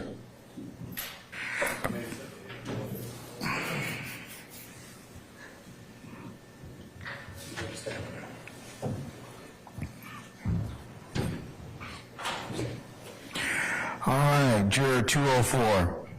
Madam, do you know who Juror 409 is that sits in the front row? Yeah. Okay, all right. Did you overhear any conversation about the media? No. Okay, that's all I need to ask you. So don't discuss anything we've talked about. We'll call you in just a little bit, okay? Say again? 187 is ready. It's 187, yes, sir. Okay, great, thank you. That's what you want? Yes, that's fine, yes. 187.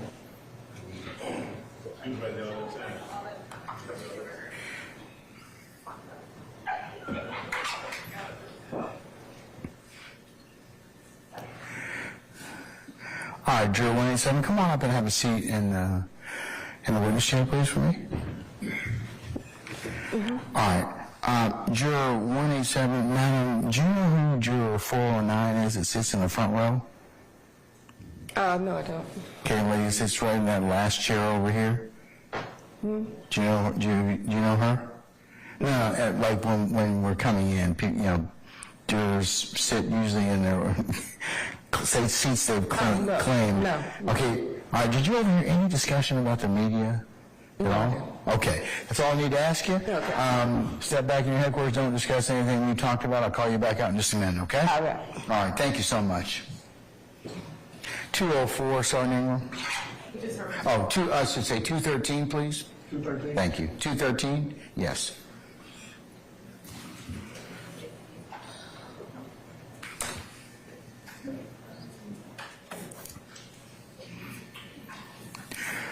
All right, Juror 213, come on up and have a seat in the witness chair for me, please. All All right, Juror 213, just a couple of questions. Do you happen to know who Juror 409 is that sits in the front row? Very last chair over there to your, as you're facing the jury box, your left? 409? Yes. Yes. Okay. Did you overhear any discussion about the media?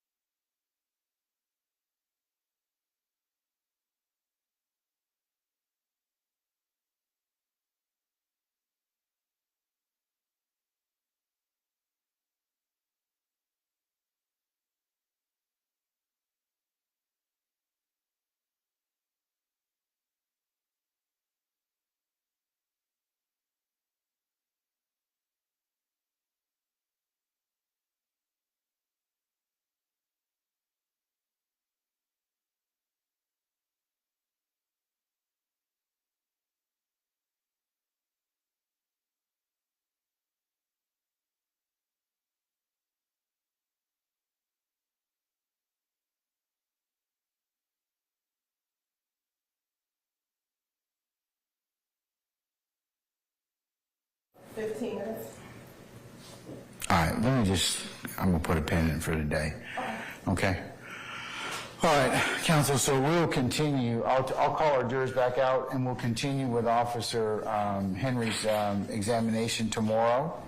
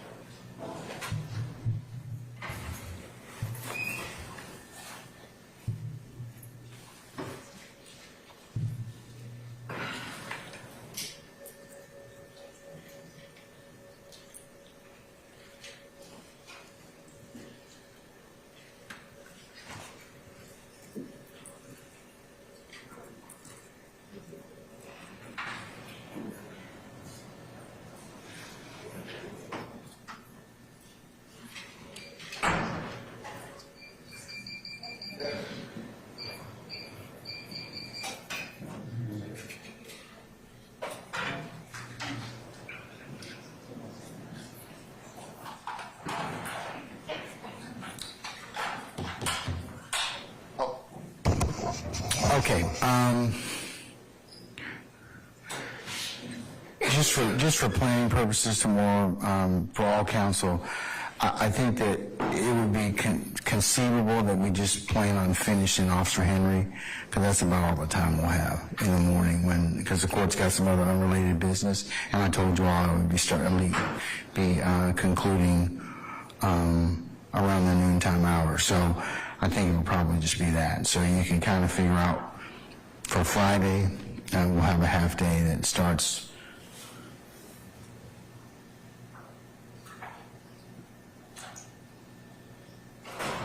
at 1 o'clock, and we'll go to about 4 or 5 o'clock. All right? Okay.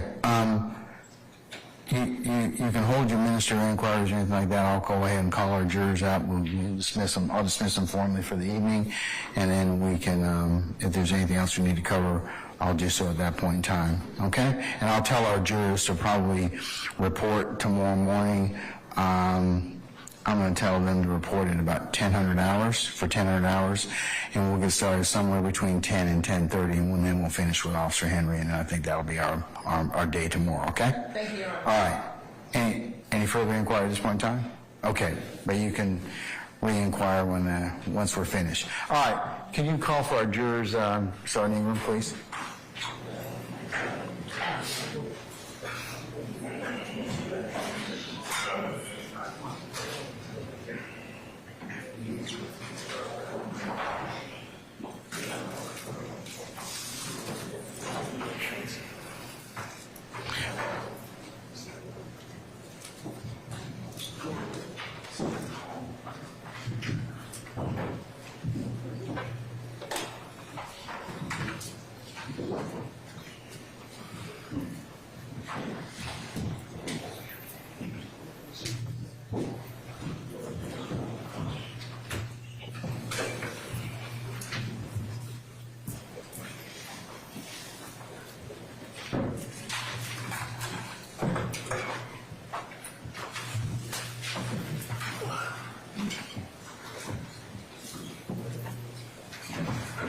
All right, ladies and gentlemen, please be seated.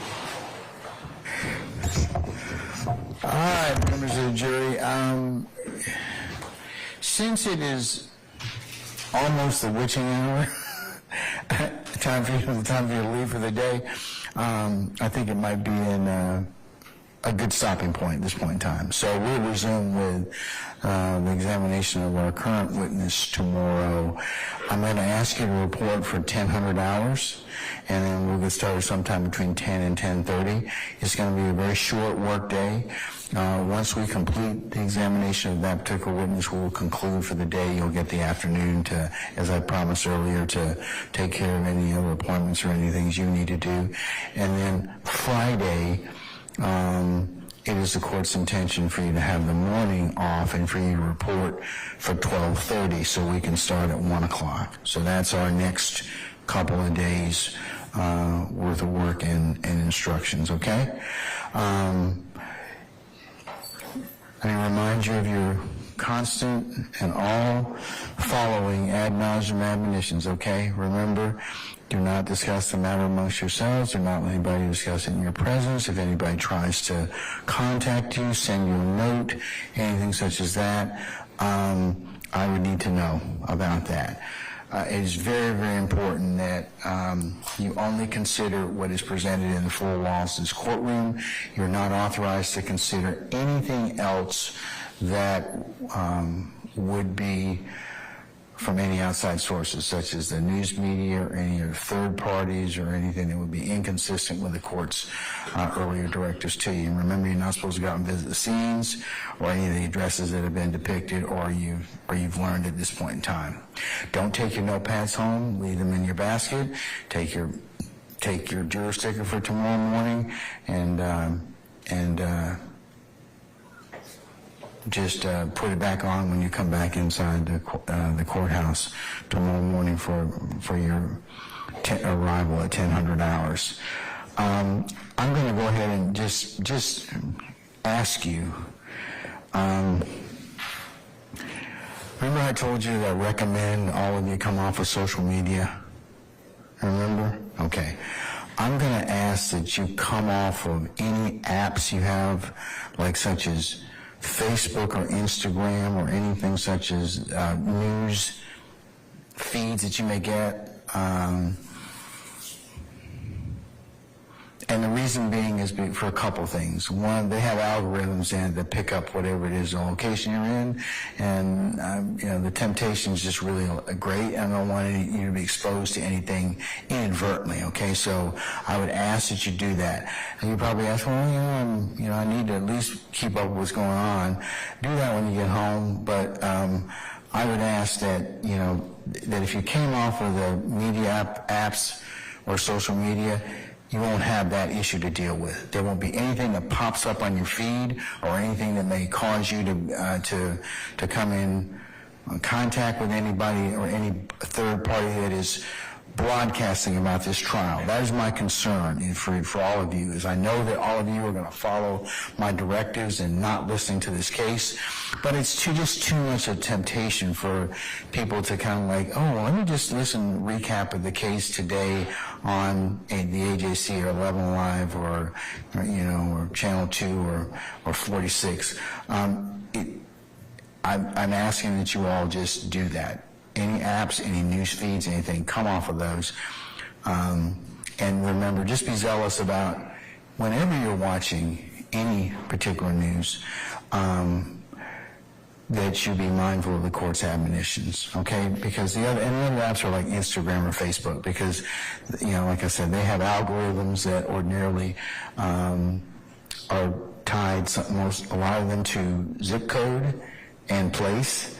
So that's why if you come off of them or sign out of them, then you won't have that issue when you check your phone or anything else, or you're going to that. I know it may seem a lot, but it's that important.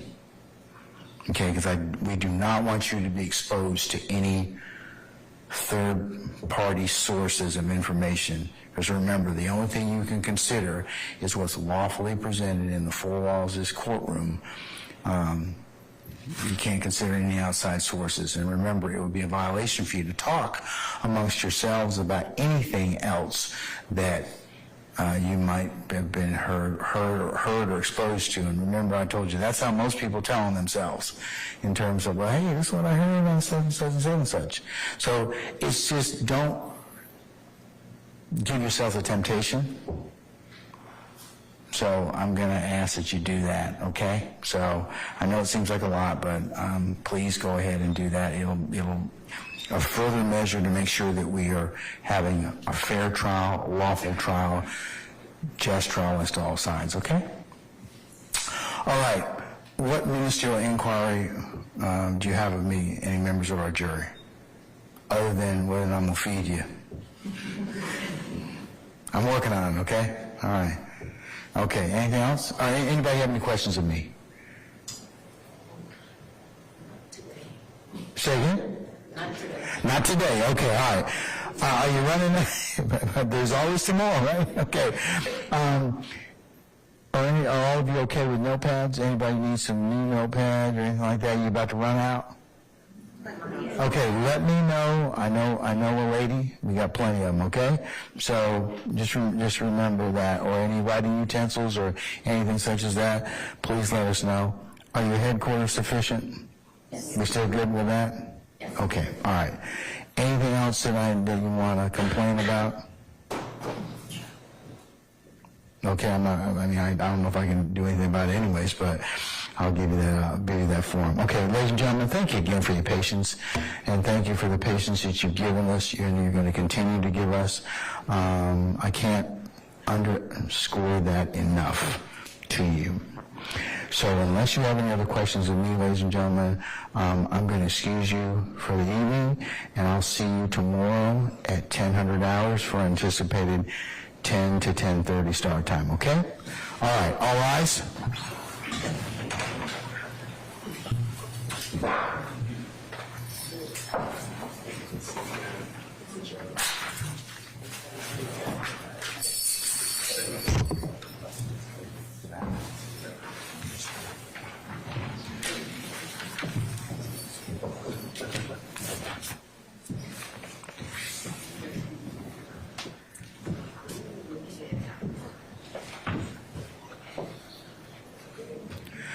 All right, ladies and gentlemen, please be seated. Our jury has left us.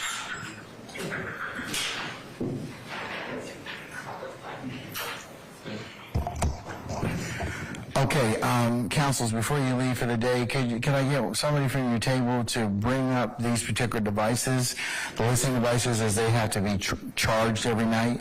So if you can come up and give them to Mr. Kearns as you police up your items for the end of the day, that would be most appreciated by the court. Okay, any questions of me?